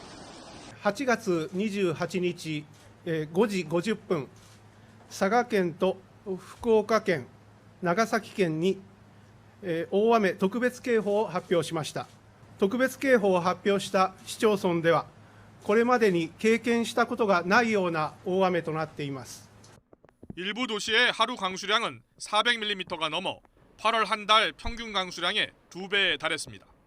기록적인 폭우에 인명피해도 발생했습니다. 승용차가 빗물에 휩쓸리면서 차에 타고 있던 남성이 목숨을 잃었고 한 여성은 의식을 잃은 채 발견됐습니다. 또 일부 하천이 범람 위기를 맞자 근처 주민들에게는 긴급 대피령이 내려졌습니다. 일본 당국은 토사 붕괴나 홍수 등 추가 피해에 대한 경계를 늦추지 말 것을 당부했습니다. YTN 김영수입니다.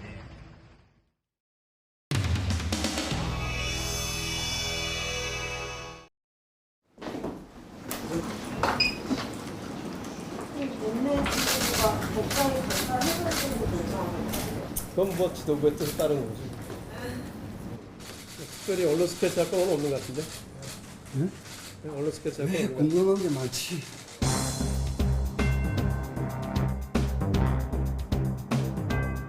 자, 이제 오늘 그만 스케치를 그만할게. 그럼 이제 취합을 더 해봐야 될 것 같아. 그러니까. 객관적으로 필요하면 하고, 그렇죠? 협의를 해야 되니까. 궁금하실 게 많은 것 같으면 질문 좀 받고 하지. 자, 오늘은 굉장히 좋았어요. 근데 오늘 이렇게 회의를 하신다는 거는 일정에 아직 원내대표단에서 합의가 안 됐더라도 청문회를 진행하긴 할 거라는. 아니, 일단 합의해 놓은 거가 있으면 거기에 따른 절차를 진행해 놔야죠. 증인 신청이 안 받아들여졌다는 것을 핑계로 해서 청문회를 거부하려고 하는 뜻이 아닌가 그런 생각을 하고 있고, 절대 그렇지 않다고 하면 가족 신상 편리하겠다는 마음 추호도 없습니다. 입시 부분 관련해서 여기에도 후보자 본인, 후보자의 부인, 딸 핵심 인물입니다. 이게 어떻게 신상 편리입니까?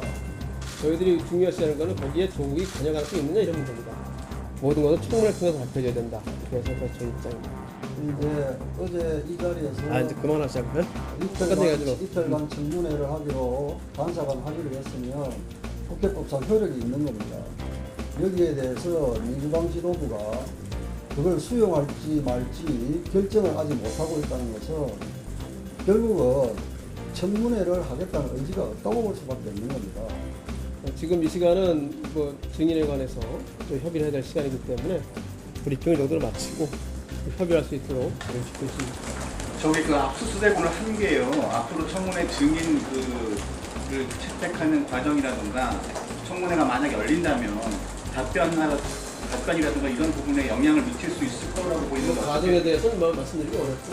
만약에 수사 진행 중이기 때문에 정인 참고인 동의를 못한다든지 수사 진행 중인 상황이므로 답변할 수 없습니다라고 일괄해가지고 청문회를 정형화시킨다면 엄청난 국민적 저항에 맞닥뜨릴 것입니다. 뭐 그거는 국민들이 판단하실 거고요, 당연히. 법적 고발이 됐기 때문에 압수수색이 들어가는 거라서 압수수색과는 관련이 없다는 말씀입니다. 혹시 한국당에서 증인 채택이랑 연계해서 날짜 변경이나 좀 그런 건 전혀 우려가 안 돼요? 자, 안 됐죠? 저희들은 그만. 명분이 시간이 안 돼가지고 이거만 할 거야. 아니, 진득가서 협의할 생각이 없어요? 아닙니다. 해야죠. 이제 이 정도로 하는 게 협조해 주시기를 부탁드리겠습니다. 아니, 관심이 많아서 질문하는 걸 왜 자꾸 막으려고 그래. 협의가 안 되면 협의는 뭐 하면 되죠. 다 말씀 다 나온 것 같아요, 근데. 여당이 세긴 세네. 자, 협조하시기 바랍니다. 같은 내용이니까.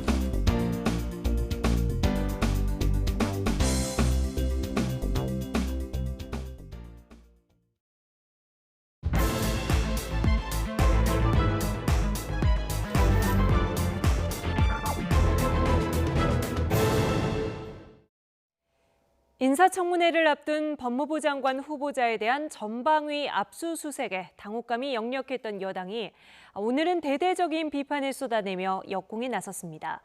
검찰 적폐라고 못 박았는데 적폐 수사를 밀고 갈 적임자라며 윤석열 검찰총장을 엄호했던 여당 입장에서는 참 씁쓸한 상황입니다. 조 후보자는 오늘도 정면 돌파 의지를 다졌습니다. 나이트 포커스 김영준 명지대 교수, 박창환 장한대 교수 나오셨습니다. 안녕하세요. 네, 안녕하세요. 네, 주제어 영상 보고 오시죠.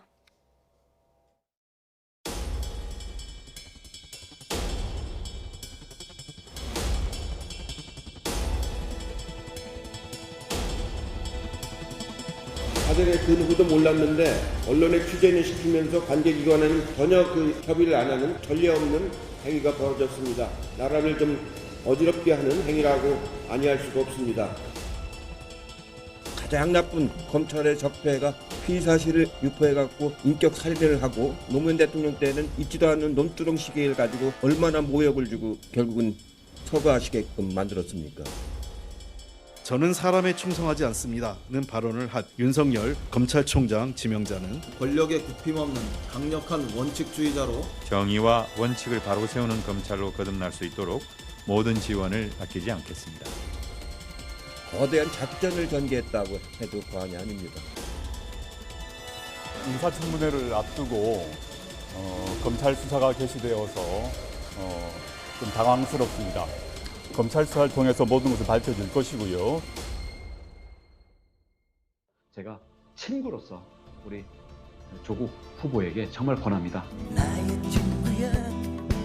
대통령이 강행해서 문재인의 조국은 될지 모르겠지만 국민의 조국으로서는 이미 국민들의 심판을 했다고 생각을 합니다. 더 이상 정말 우리 나름 순수했던 우리 동시대의 386들 더 이상 욕보이지 말고 부끄러운 줄 알고 이쯤에서 그만둬야 된다고 생각을 하고요.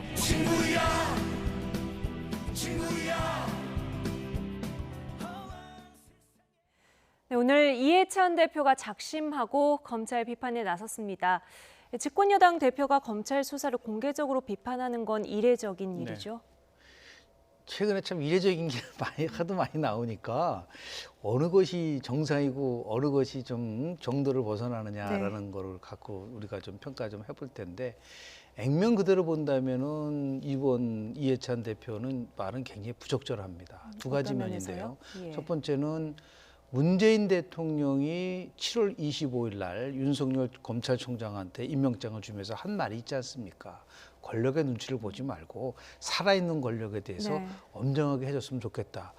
한 달 전에 얘기한 건데 지금 대표가 그 말에 대해서 정반대적인 얘기를 하고 있지 않습니까? 그런 면에서 첫 번째 부적절하고, 두 번째는 이거는 보이지 않게 결국은 정치권이 검찰에다가 외압을 가하는 것처럼 보일 가능성이 굉장히 큽니다. 그렇다면 2016년 10월 달에 당시에 검찰이 안종범 경제수석을 포함해서 정호성 등 법무부하고 청와대에게 보고하지 않고 압수수색했거든요. 거기서 실은 걸 가지고 뭐 박근혜 그리고 대통령을 포함해서 최순실에 대한 기소를 했단 말이에요. 그러니까 이게 아주 굉장히 증거인멸에 대한 위험성이 있다고 한다면 이렇게 검찰이 꼭 청와대나 법무부한테 보고를 해서 이렇게 한다는 것이 관례냐라는 면에서 조금 좀 의문이 좀 있습니다. 요즘 들어서 과거의 발언들이 다시 소환되는 일들을 매일 보게 되는데, 이런 상황이 반복되는 것 무엇을 의미하는지 오늘 좀 집중적으로 보도록 하겠습니다. 먼저 오늘 김포에서 열린 전국 원외 지역위원장 학예 워크숍에서 이해찬 대표가 한 발언 다시 한번 들어보겠습니다. 언론에 취재는 시키면서 관계기관에는 전혀 그 협의를 안 하는 그런 전혀 전례 없는 행위가 벌어졌습니다. 이 점이 오히려 훨씬 더 그 나라를 좀 어지럽게 하는 행위라고 아니할 수가 없습니다. 어제부터 나오는 건 이제 피의사실 유포, 피의사실 유출이라고 이제 볼 수가 있습니다. 가장 나쁜 검찰의 적폐가 다시 나타나기 시작하는 거라고 볼 수 있는데. 검찰을 직접 겨냥했습니다. 가장 나쁜 검찰 적폐. 뭘 가리키는 건가요? 사실 어제만 하더라도 민주당 지도부가 이렇게까지 격양되지는 않았습니다. 어제 압수수색을 할 때는 뭐 민주당 내부 안에서도 성역 없는 수사, 이거는 뭐 이해할 수 있는 거 아니냐 이런 분위기였다. 나쁘지 않다 이런 말까지 나왔거든요. 근데 오늘 아침 신문을 보는 순간 민주당 지도부의 입장이 격양으로 완전히 바뀌었습니다. 왜 그러냐? 압수수색을 할 때 관계기관 협의 안 할 수 있습니다. 성역 없는 수사는 검찰이 그렇게 할 수 있는 거죠. 근데 관계기관과는 협의하지 않았는데 언론은 다 대동을 했어요. 일단 여기에 대해서 좀 감정이 좀 상했고요. 두 번째는 그 다음이 문제인데, 별건 수사와 피의 사실 유포가 이 검찰에서 의도를 가지고 하는 게 아니냐라고 하는 의심을 지금 민주당 지도부가 한다라는 겁니다. 압수수색 물건 중에 대통령 주치의와 관련된 내용이 나왔다더라. 이건 진짜 말 그대로 이제 별건 수사 또는 피의 사실 유포가 되는 거거든요.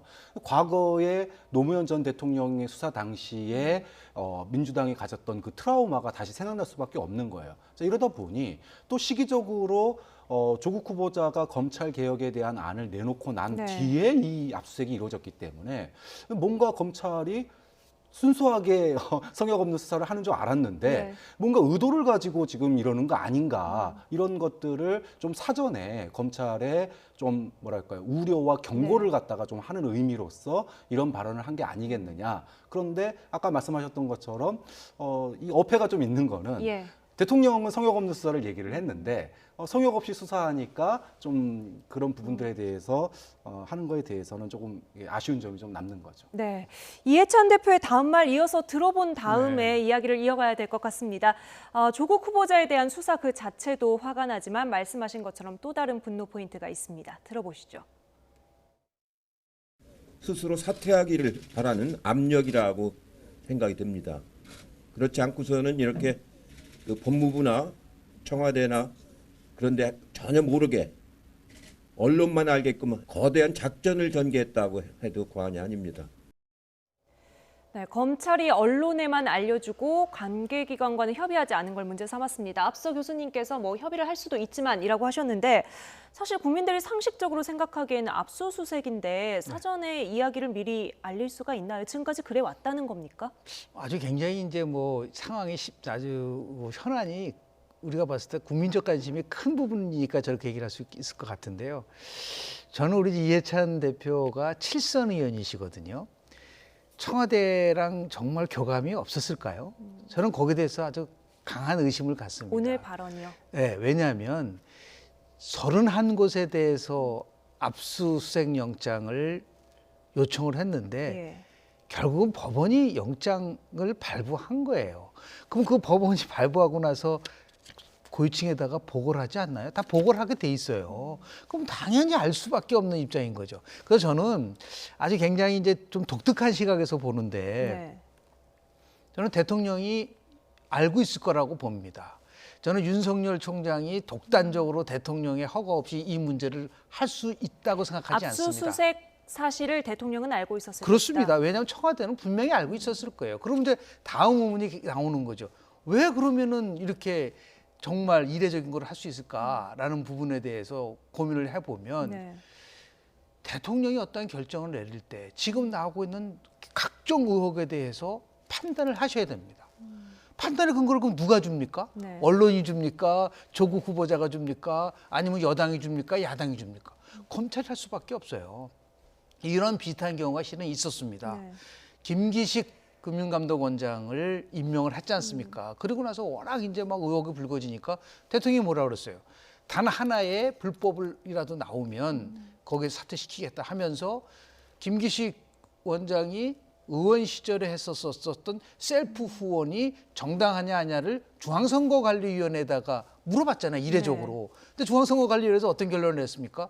불법이다라고 얘기를 했잖아요. 바로 다음날 사퇴했습니다. 그러니까 그 과정을 보면 워낙 상황이 심각하다 보니까 이 부분 속에서 대통령이 뭐 좀 알아야겠다라고 하는, 그리고 지금 임명된 지 한 달밖에 안 된 윤석열 총장이 대통령이 모르는 그런 상황에 있어서 압수수색을 했다? 그거는 제가 볼 때는 그동안의 정치 또는 권력의 속성상 굉장히 어려운데 그럼에도 불구하고 이렇게 이해찬 대표가 저렇게 아주 굉장히 분노하고 나름대로 이렇게 잘못된 거라 얘기하는 거는 저는 다른 의도가 있지 않을까라는 생각을 합니다. 근데 교수님 말씀이 조금 위험스러운 부분이 있는데요. 그동안에 우리가 사법적폐에 대한 문재인 정부의 수사가 있었습니다. 그리고 거기에 대한 판결도 있었죠. 무슨 얘기냐 하면 법원과 3권 분립이 돼 있는데 법원에서 영장 발부한 거를 청와대가 알았다? 그거는 법원이 청와대에다가 자신들의 어떤 판단을 보고한다는 의미인데 좀 그거야말로 굉장히 너무나 나가신 주장이고 이거 굉장히 위험한 발언이라고 생각이 들고요. 그런 점에서 뭐 청와대가 알았냐 몰랐냐 물론 뭐 저는 몰랐을 거라고 생각을 하는데 이건 이제 좀 삼권 분립에 위배되는 얘기이기 때문에 좀 신중한 발언이어야 된다고 생각을 하고요. 또 하나는 과거에 일반적으로 그런 중요 인물들에 대해서 압수수색을 하거나 체포를 할 때는 법무부나 청와대와 사전 협의를 했었습니다. 물론 예외적으로 탄핵 당시에 관련된 수사에서는 협의를 하지 않고 사후 보고를 한 적이 있어요.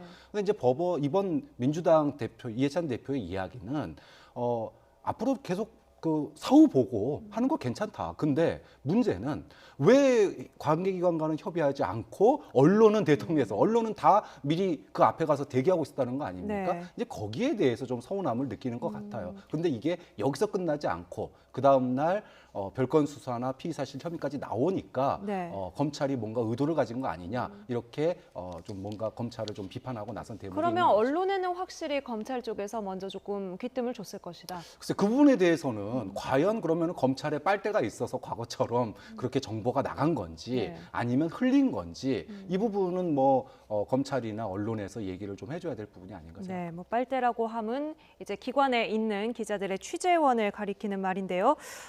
앞서서 교수님께서 네. 잠깐 언급을 하셨지만 지금 청와대와 여당 입장에서는 사실 이 검찰 수사 자체를 문제 삼으면 이게 까딱하면 자기 모순에 빠지는 그렇습니다. 이런 상황이거든요. 네네.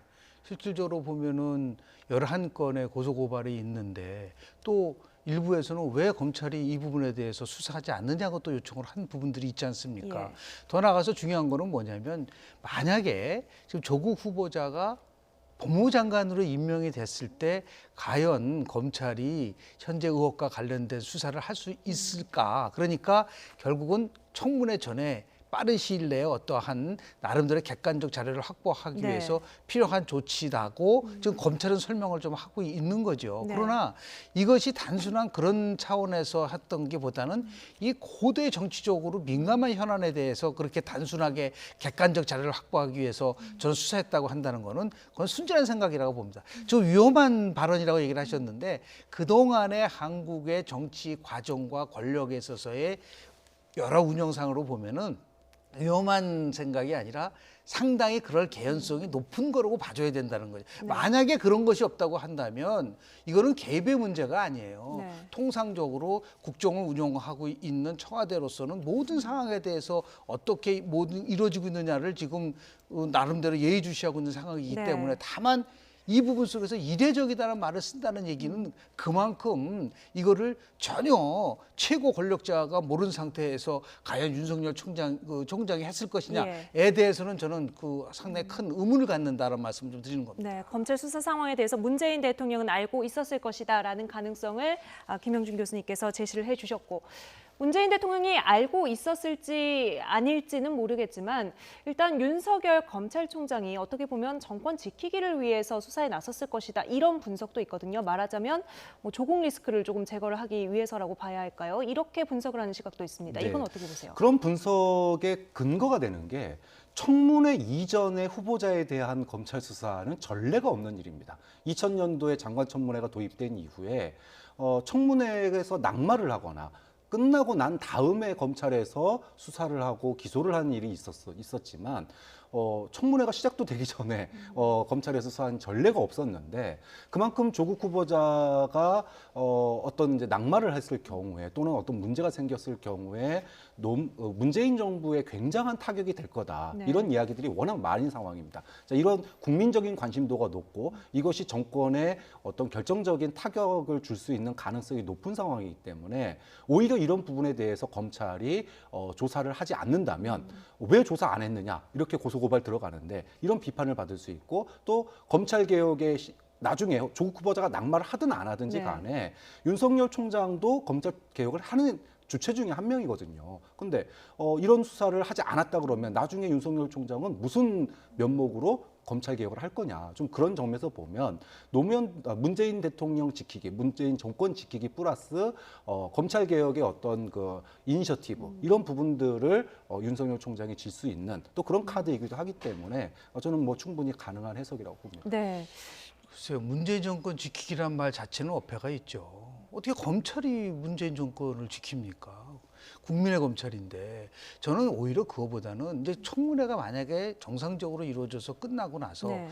이런 상황 속에서 저는 야당이 특히 자유한국당이 저는 청문 보고서 채택을 안 해줄 거라고 보거든요. 네. 그렇다고 하면 대통령이 이제 결심을 해야 되는 거죠. 열흘 이내에 다시 청문 보고서 채택을 요청하고 그렇지 않을 경우는 얼마든지 임명을 할 수가 있는데 문제는 그럼 대통령이 어떤 근거로 해서 임명을 할 수 있느냐. 만약에 네. 임명을 그에 대한 객관적 근거를 대통령 입장에서 봤을 때는 갖고 있을 필요가 있다라는 예. 거죠. 그거를 예를 들어서 아주 객관적이고 중립적으로 검찰이 그런 부분에 대해서 한다는 것에 대해서는 오히려 그것이 검찰이 갖고 있는 고유 기능을 저는 제대로 하고 있다고 보는 거죠. 다만 지금 민주당에다가 제가 말씀드리는 거는 뭐냐면 네. 이런 거죠. 한마디로 얘기해가지고서 이것이 검찰이 조국 흔들기가 아니냐. 혹시 검찰 내부에서 검경 수사권 조정을 포함해서 공수처 설치 같은 경우를 반대하는 검찰이 네. 이 기회에 조국을 낙마시켜서 검찰 개혁을 막으려고 하는 것이야. 그런 지금 생각을 갖고 있는 것 같아요. 그런 식으로 따지면 처음부터 윤석열 총장을 임명할 때 그런 부분 속에서에 대한 리스크를 갖고 시작을 한 거 아닙니까? 지금 우리 모두의 세 분이 얘기를 했잖아요. 네. 윤석열 총장은 적임자고 굉장히 나름대로 이 부분을 풀 수 그럼 그때 말한 거하고 지금하고 도대체 어떻게 다른 거냐에 대한 부분들이 나올 수 있거든요. 근데 검찰이 정권을 지키기라는 상황이 말이 안 되는 것처럼 이 검찰 수사에 대해서 대통령과 사정 교감이라든지 대통령이 알고 있었던 상황도 사실은 좀 상상하기 어려운 지시를 할 수 있죠. 예를 들어서 지시는 아니지만 이런 거를 하려고 했을 때 그거를 묵인해 줄 수도 있는 거죠. 용인해 주는 거죠. 왜냐하면 여하튼 간에 검찰이 빨리 이 부분에 대해서 깨끗하게 의혹을 밝혀줘야지만이 앞으로 대통령이 선택할 수 있는 여러 가지 결정에 있어서의 결정적인 정보로 사용할 수 있는 부분들이 있는 것이죠. 그렇지 않고 이게 지금 제가 누차 강조하지만 미국 같은 데는 청문회 전에 벌써 FBI라든지 수사국 이런 걸 하는데 우리는 지명을 해놓고 청문회 들어가기 전에 나오니까 이렇게 스텝이 꼬이는 부분들이 나올 수 있다는 말씀 좀 드립니다. 민주당의 이야기 좀 더 들어보고 이야기 이어가도록 하겠습니다. 민주당에서는 압수수색을 넘어서 특히 검찰의 수사 상황이 언론에 계속해서 흘려지는데 강한 불쾌감을 드러내고 있습니다. 설훈 최고위원의 말입니다. 어제 조국 교수의 압수수색을 한 과정에서 부산대 노한중 교수의 개인 PC가 압수가 됐는데 그 내용에 보면 문서 파일 제목까지 내용까지 특정 언론에 그대로 다 실려 있습니다. 공공연히 이건 피사실 공표죄에 해당한다고 볼 수밖에 없습니다. 네, 검찰이 피의사실 공표죄를 했다고 지금 민주당이 보고 있는 부분은 구체적으로 어떤 겁니까? 네, 부산대 노한중 교수의 이제 PC가 압수가 됐는데 그 압수된 것에 어떤 파일이 있었는지가 언론에 보도가 된 겁니다. 그것도 특정 언론에 보도가 된 거예요. 자, 이것이 민주당 입장에서 보면 과거 노무현 전 대통령 수사 당시에 소위 검찰에서 흘러나온 이야기들이 언론에서 보고되고 언론에서 보도되고 나면 나중에 검찰에서 그걸 또 확인하고 이런 일들이 있었는데 이게 그 전형적인 망신주기나 이제 피의사실 공표다 그래가지고 당시에 굉장히 논란이 됐던 부분입니다. 특히나 이제 이것이 별건 수사일 경우에는 더 심한 거죠. 근데 지금 이야기들 나오는 것 지금 노한중 교수 PC 얘기 부분에 나오는 부분 보면 이게 별건 수사 항목이기도 하고 또 어떻게 그 파일 이름까지 다 나올 수 있느냐. 이거는 검찰에서 정보를 흘리지 않았으면 알 수가 없는 거 아니냐. 이런 과거의 트라우마가 떠오르면서 이거 좀 검찰이 뭔가 의도를 가진 거 아니냐. 이런 의심을 하게 되는 계기가 됐던 거죠. 네, 구체적으로 노무현 전 대통령의 논두렁식의 보도까지 거론을 하면서 사실 이 부분은 이제 지지층에게는 좀 감정적으로도 호소가 되는 부분인데요. 검찰에서는 뭐라고 설명합니까? 글쎄요, 저는 좀 굉장히 혼돈스러워요. 그러니까 피의사실 공표해서는 안 되고, 그리고 되도록이면은 구속 수사가 아니라 불구속 수사의 원칙이라는 게 있지 않습니까? 이 두 가지 원칙이 지금까지 전혀 지켜지고 있지를 않는 거는 맞아요. 그런 식으로 따지면은 지금 박근혜 전 대통령 국정농단 사건 시절에 당시 검찰이 정호성 전 비서관의 핸드폰과 관련된 모든 낱낱한 것이 다 나왔어요. 그럼 피의사실 공표 아닌가요? 근데 그때는 침묵하고 있고 자신들에게 유리할 때는 검찰 잘한다 그러고 불리한 것이 나오면은 피의사실 공표죄니까 잘못했다고 얘기한다는 것은 오히려 이게 조금 좀 모순적인 부분들이 있는데요. 더 중요한 거는 지금 이런 얘기가 나와야 되죠. 오히려 검찰이 한 점 의혹 없이 깨끗하게 빨리 이 문제를 해명을 해서 조국 후보자에서 갖고 있는 각종 의혹을 해소했으면 좋겠다. 저는 그 이상 그 이하도 돼서는 안 된다고 저는 봐요. 자꾸만 이런 식으로 얘기를 하다 보니까 오히려 그 국민들의 입장에서 봤을 때는 너무 좀 민주당이 검찰을 압박하는 게 아니냐라는 거와 더불어서 이게 혹시 뭐가 있긴 있는가 보다. 라고 하는 막연한 추측을 할 수 있는 부분들이 있기 때문에요. 이제는 조용히 차분히 검찰 수사를 지켜보는 그러한 또 성숙한 자세가 좀 필요하지 않을까 생각을 좀 합니다. 일단 관련 언론 보도는 검찰과 무관하고 해당 언론사가 독자적으로 취재한 것이라는 게 검찰의 공식적인 입장입니다. 문제가 된 문건, 노한중 부산의료원장의 사무실에서 검찰이 확보한 이 문건에 대해서 조국 후보자에게 직접 물어봤습니다. 어떤 답변인지 들어보시죠. 딸에게 장학금을 준 지도교수가 대통령 주치의 선정 때 깊은 역할을 했다는 문건이 어제 나왔습니다. 이에 대해서는 어떻게 생각하십니까? 제가 전혀 알지도 못한 일입니다. 네, 이 깊은 역할을 담당했다. 이 깊은 역할 무엇인지에 대해서 뭐 여러 가지 추측이 나오는데요. 이제 아까도 말씀했지만 예를 들어 압수된 물품이 있고 내역이 있다면 검찰에서 발표를 하고 그걸 언론이 보도한다면 문제가 아닙니다. 네. 과거에 박근혜 전 대통령에 대한 수사 때도 검찰이 발표를 했어요. 그리고 언론이 그거를 보도한 경우가 많았습니다. 근데 이제 검찰이 발표하지 않았는데 언론에 발표가 된다. 그럼 이게 진짜인지 아닌지 이거 확인할 길이 없는 거예요. 네. 그러면 깊은 역할, 깊은 인력을 담당했다. 이게 정말 이 내용이 있는지 아닌지도 파악을 할 수가 없을 뿐더러 네. 자, 만약에 있다고 치면은 본인이 깊은 역할을 담당했다라고 하는 게 어떤 부분인지가 규명이 돼야 돼요. 네. 자, 당시에 문재인 대통령의 주치의 선발에서 언론에 공식으로 브리핑한 게 있습니다.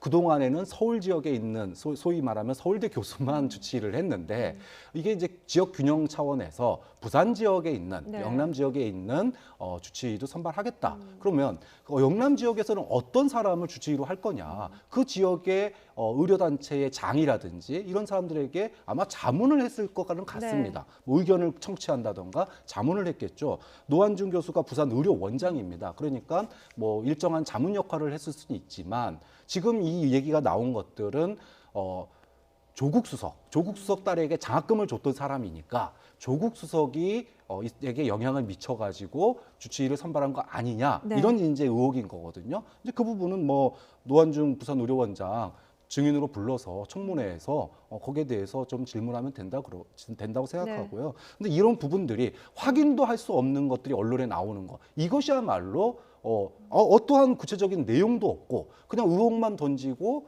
말 그대로 증명도 할 수 없는 내용이에요. 좀 그런 것들이 보도되고 있는 게 지금 민주당이 바라보고 있는 가장 큰 문제점이라는 거죠.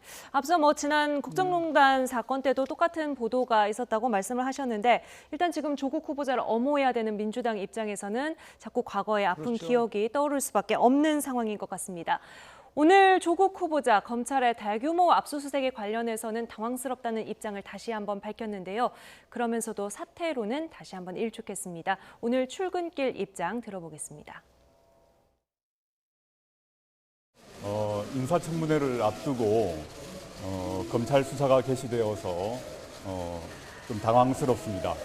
그렇지만 저희 가족들은 검찰 수사에 성실히 응할 것입니다. 향후에 형사 절차를 통해서 밝혀질 것이 밝혀지리라고 기대하고 있습니다. 수사 중인 사안이라 답변하기 어렵다는 말로 의혹 해소가 어려울 거란 우려가 있습니다. 여기에 대해서 어떻게 생각하십니까? 뭐 제가 할 말은 제가 다 드릴 것이고요. 또 거기에 나와서 출석해서 말씀하신 분들은 그분들의 선택에 달려 있다고 생각합니다. 제가 그건 왈가왈부할 사안은 아닌 것 같습니다. 야당에서는 청문회 증인으로 가족을 부르는 것이 불가피하다고 말하고 있는데요. 이거에 대해서 어떻게 생각하시나요? 국회가 결정할 사안으로 알고 있습니다. 네, 일단 검찰 수사에 들어선 부분은 상당히 당혹스러울 것으로 저희도 짐작이 되는데 일단은 청문회까지는 이대로 담담하게 임하겠다 이런 입장을 계속해서 강조하네요. 정해져 있지 않습니까? 9월 2일하고 3일. 물론 그 안에 진짜 무슨 일이 일어날지 저는 모르겠어요. 오늘도 지금 자유한국당 의총에서도 의견이 분분했다 그러거든요. 이걸 계속 해야 되느냐는 부분이 있는데 지금 뭐 조국 후보자 입장에서부터는 굉장히 모범적 답안으로 얘기를 했는데 다만 이 표현이 굉장히 와닿아요. 당황스럽다라는 표현을 썼어요. 그리고 지금 민주당이 상당히 이 검찰의 이런 그 압수수색에 대해서 뭐 비판하는 거가 있다고 한다면 이것이 그럼 갖고 있는 함이라는 것이 뭐냐라는 거죠. 이거는 보이지 않게 그러면 무언에 어떤 면에서 봤을 때는 조국 후보자가 개인적 결심을 하라고 하는 그러한 시그널이냐라고 이제 해석이 되다 보니까 이제 이해찬 대표도 그런 얘기를 했잖아요. 결국 나 스스로 낙마하라고 하는 것이다라는 그러한 해석까지 나왔는데요. 다만 이제 그 민주당한테 제가 좀 고언하는 얘기는 뭐냐면 그래서 만약에 검찰에서 수사 결과가 나왔을 때 만약에 민주당한테 좀 유리한 결과가 나오면 그건 적폐검찰이라고 그동안 비판을 했는데 적폐검찰이 한 거에 대해서 어떻게 믿을 수 있느냐라는 문제가 나올 수가 있어서 더 이상 이제 검찰에 대해서 이렇게 자꾸만 외압을 두고 압박하는 식의 그런 발언은 저는 결코 바람직하지 않다고 저는 봅니다. 네. 청문회에서 나오는 질문들에 대해서 검찰 수사 중인 사안이라 답변이 곤란하다. 혹시 이런 말이 나오지 않을까 하는 이야기를 했는데 관련해서 물어보니까 드릴 수 있는 말은 충분히 다 소명하겠다라고 약속을 했고요. 일단 이 정도 상황에서 매일 아침 출근길 기자들 질문에 다 답변을 하는 경우도 사실 조금 드문 것 같긴 하거든요. 네, 사실 어려운 상황이죠. 조국 후보자로서는 굉장히 어렵습니다. 민주당 지지층에서조차도 이러다가 내년 총선 어려워지는 거 아니냐, 대통령이 조국 후보자를 버려야 되는 거 아니냐, 이런 얘기가 나오고 있는 상황이기 때문에 조국 후보자로서는 굉장히 곤란한 상황일 겁니다. 아까 스스로 얘기했다시피 청문회 갈 거면 정말 성실하게 임해야 된다고 생각합니다. 뭐 검찰 수사 중이라 답변하기 곤란하다? 이거 과거에 재벌들이 수사 중인 사안에 대해서 물으면 네. 답변했던 레파토리예요. 만약에 조국 후보자 입에서 이 얘기가 나온다? 그럼 그나마 남아있는 지지층마저도 등을 돌릴 겁니다. 역풍이 불 거예요. 저는 그러지는 않을 거라고 생각하고요. 청문회까지 가서 하겠다라고 하는 거는 그 의혹에 대해서 자신이 할 수 있는 모든 답변을 하겠다라고 하는 거기 때문에 청문회 답변을 좀 지켜보면 될 것 같습니다. 특히 정의당이 이걸 보고 있잖아요. 예. 데스노트에 지금 올릴 거냐 안 올릴까는 청문회를 보고 결정한다고 공개적으로 얘기를 했는데, 만약에 조국 후보자가 저런 식으로 저 수사 과정이기 때문에 답변 못했다. 그건 바로 데스노트에 올라갈 거예요. 네. 그래서 아마 조국 후보자가 자기가 알고 있는 거를 적극적으로 해명할 수밖에 없는 그런 상황이라는 말씀을 좀 드립니다. 네. 이런 가운데 조국 후보자의 서울대 동기이기도 한 원희룡 전 지사가 개인 유튜브에서 조 후보자를 향해서 일침을 가했습니다. 잠시 보겠습니다. 대통령이 강행해서 문재인의 조국은 될지 모르겠지만 국민의 조국으로서는 이미 국민들의 심판을 했다고 생각을 합니다. 더 이상 정말 우리 나름 순수했던 우리 동시대의 386들 더 이상 욕보이지 말고 부끄러운 줄 알고 이쯤에서 그만둬야 된다고 생각을 하고요. 네, 이제 그만하자 이런 제목의 영상을 올렸습니다. 지금 집권층에 포진해 있는 386 세대를 진보꼰대 이런 표현까지 써가면서 비판했거든요. 1960년서부터 69년생까지를 보통 우리가 386 세대로 얘기를 합니다.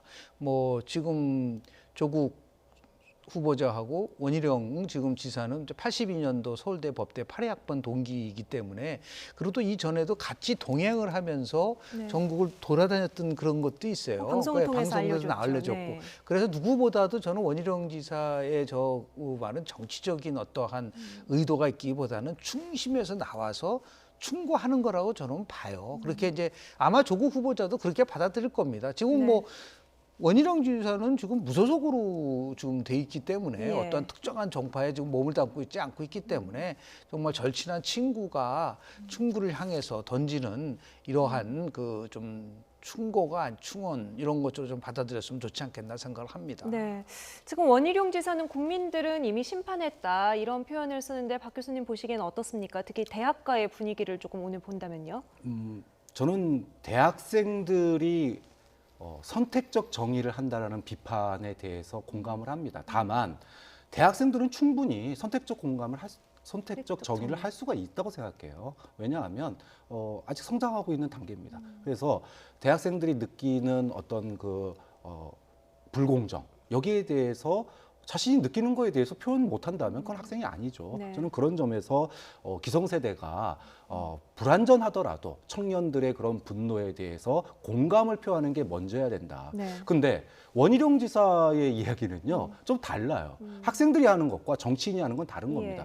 원희룡 지사가 지금 386에 대해서 부끄럽다라고 얘기를 했는데, 저는 386 중에 과연 전두환 전 대통령에게 큰절한 사람이 있나, 그걸 기억하고 있는 386들은 원희룡 지사를 굉장히 부끄러워할 겁니다. 좀 그런 점에서 학생들의 분노와 정치인들이 이런 얘기를 하는 것은 저는 구별될 필요가 있다고 봅니다. 앞서 교수님은 이제 친구에 대한 충심에서 한 말일 것이다라고 보셨는데, 그것과는 달리 좀 정치적인 메시지가 있다고 보시는 건가요? 네, 분명히 있다고 봅니다. 지금 원 지사가 좀 보수의 단합을 얘기를 하고 있거든요. 그러니까 지금 자유한국당이 조국 이 패러다임, 그러니까 소위 친일 패러다임에서 벗어나서 지금 조국 프레임으로 지금 바꾸고 있지 않습니까? 이러면서 소위 야권의 통합을 얘기하고 있는데, 좀 원 지사가 거기에 좀 뭐랄까 편을 드는, 거기에 편승하는 뭐 그런 그 유튜브 방송이 아니었나라는 생각도 하고 있습니다. 네, 앞서 박 교수님께 이제 대학가 여론을 여쭤봤던 것은 오늘 서울대라든지 그렇습니다. 이제 대학가들 촛불 집회가 있었기 때문인데요. 어떻게 보십니까? 지금 대학 사회에서도 이 집회가 대표성을 띠고 있는가, 그리고 정치색에 조금 가려지지 않는가, 이런 학생들의 고민이 있는 것 같거든요. 일단은 뭐 일부에서는 특정한 성향을 갖고 있는 집단이 주도하는 것이 아니냐라고 얘기를 하고 있지만 저는 뭐 학생들이 주도하는 부분 속에서 그 부분은 너무 그런 쪽으로 몰고 가는 거는 잘못됐다고 보고 저는 학생들만 지금 집회 참여한 거가 아니라 아마 지난주부터 포함해서 각종 여론조사 결과들이 나왔잖아요. 네. 그러니까 그런 의미에서 원희룡 지사가 얘기했었다고 봐요. 네. 국민의 심판은 이미 끝났다는 얘기는 특히 젊은 층에서는요.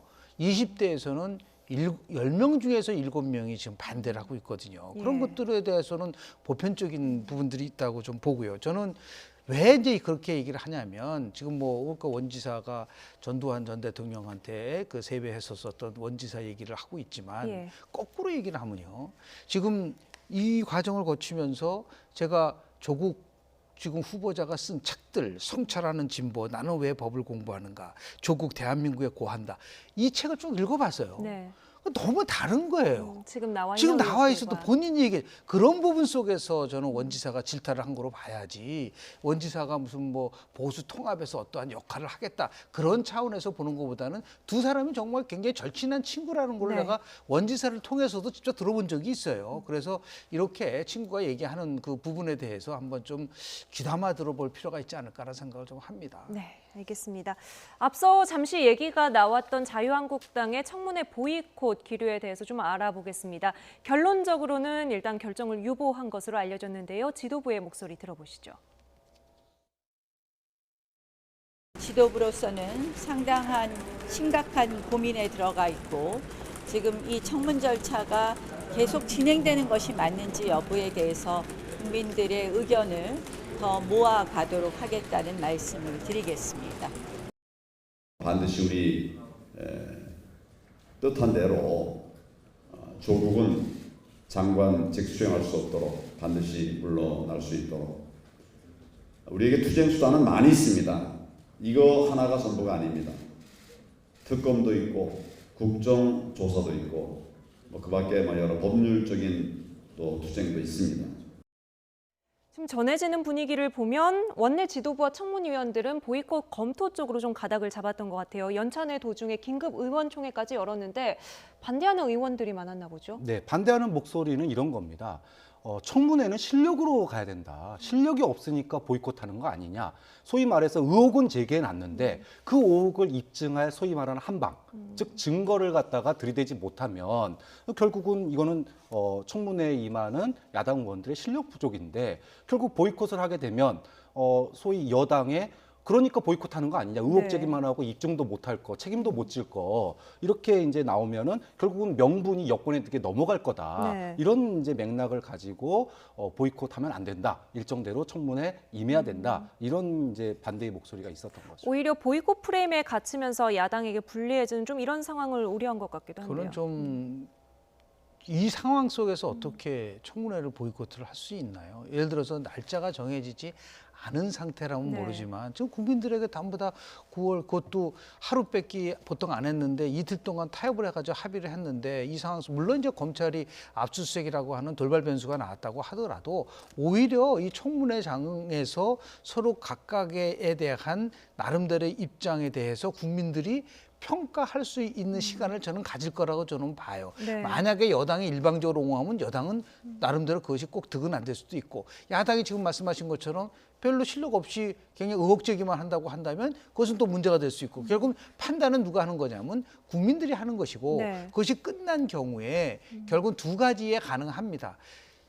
이명박, 박근혜, 문재인 정부까지 봤을 때요. 청문회 후에 사퇴한 사례가 10번 있습니다. 네. 그러니까 청문회 보고 조국 후보는 충분히 나는 해명을 했고 이것이 그럼에도 불구하고 의혹이 풀리지 않는다고 한다면 나는 사퇴할 수 있습니다. 그런 전략으로 갈지 네. 아니면 대통령이 일정한 기간을 두고 임명을 할지 이건 아직까지 잘 모르겠어요. 그러나 분명한 것은 국민들에게 약속을 했고 많은 국민들이 청문회를 통해서 의혹을 밝혀보라는 게 네. 여론조사를 보더라도 과반 이상이 나왔기 때문에 이 시점에서는 어쨌든 간에 청문회가 열릴 수밖에 없지 않겠느냐라는 네. 생각을 합니다.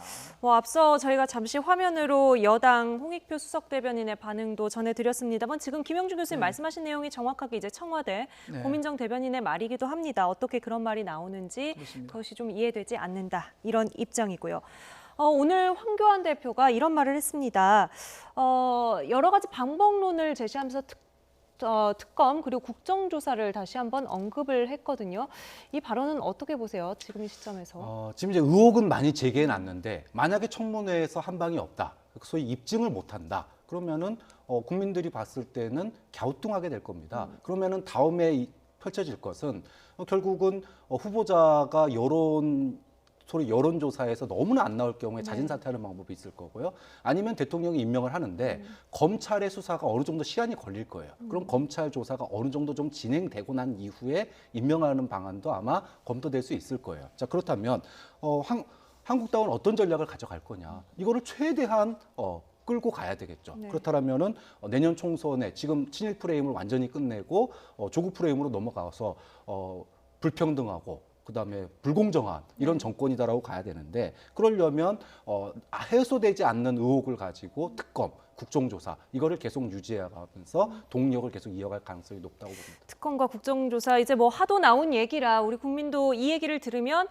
또 특검 국정조사를 놓고 계속해서 국회에서 밀고 당기는 다툼이 벌어질 거고 이게 계속 연말까지 이어질 거란 그런 분위기는 예상이 되거든요. 근데 거기 한 변수는 있어요. 지금 뭐냐면 제가 조금 전에 얘기했었던 정의당이 어떠한 결정을 내릴 거냐. 만약 정의당이 결정을 내리면 쉽게 이 부분 속에서 결정이 나올 수 있는 부분들이 있고요. 또 하나는 이게 이제 정치개혁 특위가 8월 30일까지 이제 가동되게 돼 있었는데 그 이후에 그 안에서 정치개혁 특위 전체 회의에서 어떻게 이제 진행이 될 거냐가 상당히 이 지금 정문회 정국과 맞물려 있기 때문에 이것도 하나의 변수가 될 수 있다는 말씀을 좀 드립니다. 네.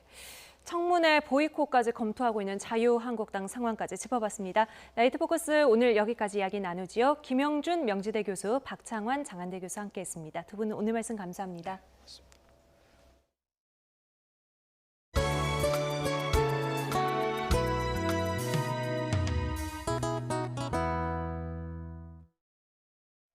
블레이드 시리즈로 유명한 할리우드 배우 웨슬리 스나이프스가 영화제 참석차 한국을 방문했습니다. 세계적 아이돌 방탄소년단의 백업 댄서가 되는 게 꿈이라고 말해 웃음을 자아냈는데요. 최두희 기자가 전해드립니다. 할리우드의 대표 액션 배우로 꼽히는 웨슬리 스나이프스. 충북 국제무예 액션 영화제에 참석하기 위해 16년 만에 한국을 방문했습니다. 지난 2003년 한국인 아내와 결혼해 외서방이라 불리는 스나이프스는 기자회견 중간중간 뚜렷한 한국어를 구사하는가 하면 이쁘다. 절반은 한국 사람이라며 한국에 대한 애정을 한껏 드러냈습니다. 은퇴 후엔 방탄소년단의 백업 댄서 오디션을 볼 의향이 있다는 농담으로 웃음을 자아냈습니다. Will fulfill my dream as a backup dancer for BTS. I'll audition. No problem. 또 한국 영화가 전 세계를 압도하고 있다고도 치켜세웠습니다. South Korean film and TV drama is taking the world by storm. Hollywood recognizes the exceptional creativity that's emerging out of South Korea. 시나리오가 뛰어난 데다 어려서부터 액션 배우들이 훈련받을 기회가 많기 때문이라는 게 스나이프스의 분석입니다. Who are excellent actors and can do action and can play martial arts. This is absent in the U.S. 충북 충주에서 열리는 영화제 개막식에 참석하고 시상자로도 무대에 오르며 내한 일정을 소화할 예정입니다. 다재다능한 인재들과 함께 다시 액션 영화의 황금기를 만드는 게 꿈이라는 스나이프스. This is our goal to bring back the golden days of action films with excellent performers, excellent directors, excellent cinematographers to create the kind of content that entertains you. 포토타임 도중에 마이크를 들더니 즉석에서 아리랑을 부르며 끝까지 현장 분위기를 주도했습니다. 아리랑 아리랑 YTN 큐드입니다. 한국 여자 프로골프 KLPGA 투어는 고진영과 박성현 등 세계 정상급 선수들을 길러내는 화수분의 역할을 하고 있는데요. 올해는 신인들이 벌써 4번이나 우승하며 새내기들의 활약이 두드러지고 있습니다. 허재원 기자입니다. 올 시즌 프로 무대에 첫 발을 내디딘 새내기 임희정이 첫 우승의 감격을 맛봅니다. 지난해 자카르타 팔렘방 아시안게임 은메달리스트 임희정이 마침내 프로 무대 정상에 서는 순간입니다. 이번 시즌 4번째 루키 우승, 그 주인공은 바로 임희정 선수입니다. 올 시즌 KLPGA 투어는 어느 때보다 신인들의 기세가 뜨겁습니다. 지금까지 열린 20개 대회에서 20살 안팎의 신인 4명이 우승컵을 들어올렸습니다. 올해 첫 대회부터 조하연이 짜릿한 역전 우승을 거두며 신인 돌풍에 신호탄을 쏘아 올렸고, 곧이어 이승현도 화끈한 장타와 함께 우승자 대열에 합류했습니다. 잠잠하던 새내기들의 기세는 이달 들어 다시 살아났습니다. 태풍의 영향으로 마지막 날 경기가 취소되는 행운과 함께 18살 유혜란이 생애 첫 우승을 맛봤고, 임희정까지 우승 릴레이를 이어가며 신인왕 경쟁을 더욱 뜨겁게 달궜습니다. 지금까지 KLPGA 투어에서 신인 선수가 가장 많이 우승한 해는 5승을 거둔 2005년과 2014년입니다.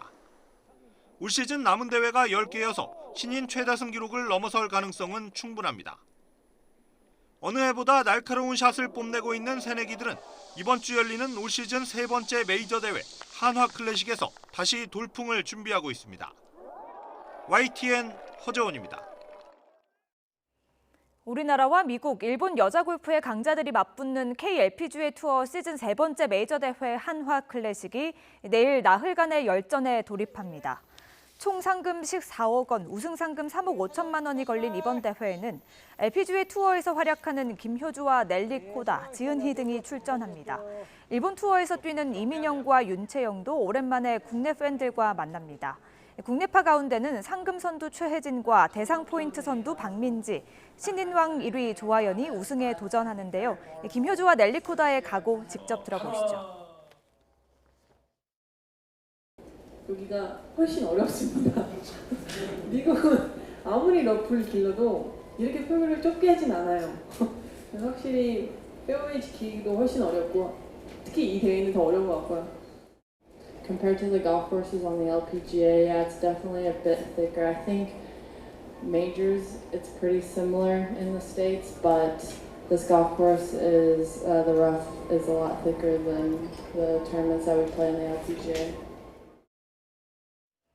프로야구 2위 두산이 선두 SK를 이틀 연속 4대2로 꺾고 6연승을 달렸습니다. 두산은 SK와의 승차를 4.5경기까지 좁히며 정규 시즌 우승의 희망을 이어갔습니다. 두산은 0대2로 끌려가던 6회 공격에서 5명의 타자가 연속 안타를 터뜨리며 단숨에 승부를 뒤집었고, 8회 대주자 오재원이 홈스틸에 성공하며 승부를 결정지었습니다. 5위 경쟁을 펼치고 있는 6위 KT는 6이닝 2실점으로 호투한 선발 쿠에바스를 앞세워 5위 NC를 8대2로 따돌리고 다시 한 경기 차로 추격했습니다. 롯데는 9회 말 외국인 타자 윌슨이 대타로 출전해 끝내기 안타를 쳐낸 데 힘입어 LG를 4대3으로 이겼습니다. 이탈리아 프로축구 베로나에서 뛰던 이승우가 벨기에 리그 트라위던으로 이적합니다. 이탈리아 현지 언론들은 이승우가 소속팀 베로나를 떠나 벨기에 1부 리그 트라위던으로 완전 이적한다고 보도했습니다. 이승우는 스페인 바르셀로나의 유소년 팀에서 뛰다 지난 2017년 이탈리아 베로나로 옮겼지만 올 시즌 출전 기회를 잡지 못하며 이적설이 제기돼 왔습니다.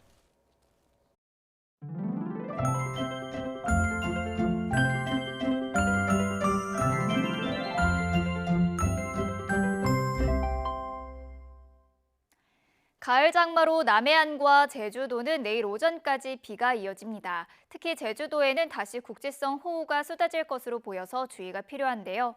내일은 아침부터 밤사이 전국에 돌풍과 벼락을 동반한 비 소식도 들어 있습니다. 내일 아침 출근길에는 우산을 꼭 챙기시는 게 좋겠습니다. 제주도에는 내일까지 최고 80mm의 비가 더 내리겠고요. 북쪽을 지나는 기압골의 영향으로 내일 아침부터 비가 내리는 경기 북부와 영서 북부에는 최고 60mm, 서울 등 그 밖의 지방에는 5에서 40mm의 비가 예상됩니다. 특히 중부지방에는 낮 동안 소나기처럼 강한 비가 예상되고 있으니까요. 피해 없도록 대비하시기 바랍니다. 내일 낮 기온은 이맘때 수준을 보이겠습니다. 서울과 대전의 낮 기온이 28도, 울산 27도, 부산은 26도로 예상됩니다. 비가 그친 뒤 주말까지는 대체로 맑은 가운데 일교차가 크게 벌어질 전망입니다. 지금까지 날씨 정보였습니다. 박근혜 전 대통령과 이재용 삼성전자 부회장 최순실 씨에 대한 국정농단 상고심 선고가 내일 내려집니다. 대법원 전원합의체 판결 선고로는 사상 처음으로 생중계가 허용됐습니다. 오후 2시 YTN에서 생방송으로 전해드리겠습니다. 수요일 뉴스나이트 마칩니다. 편안한 밤 보내십시오.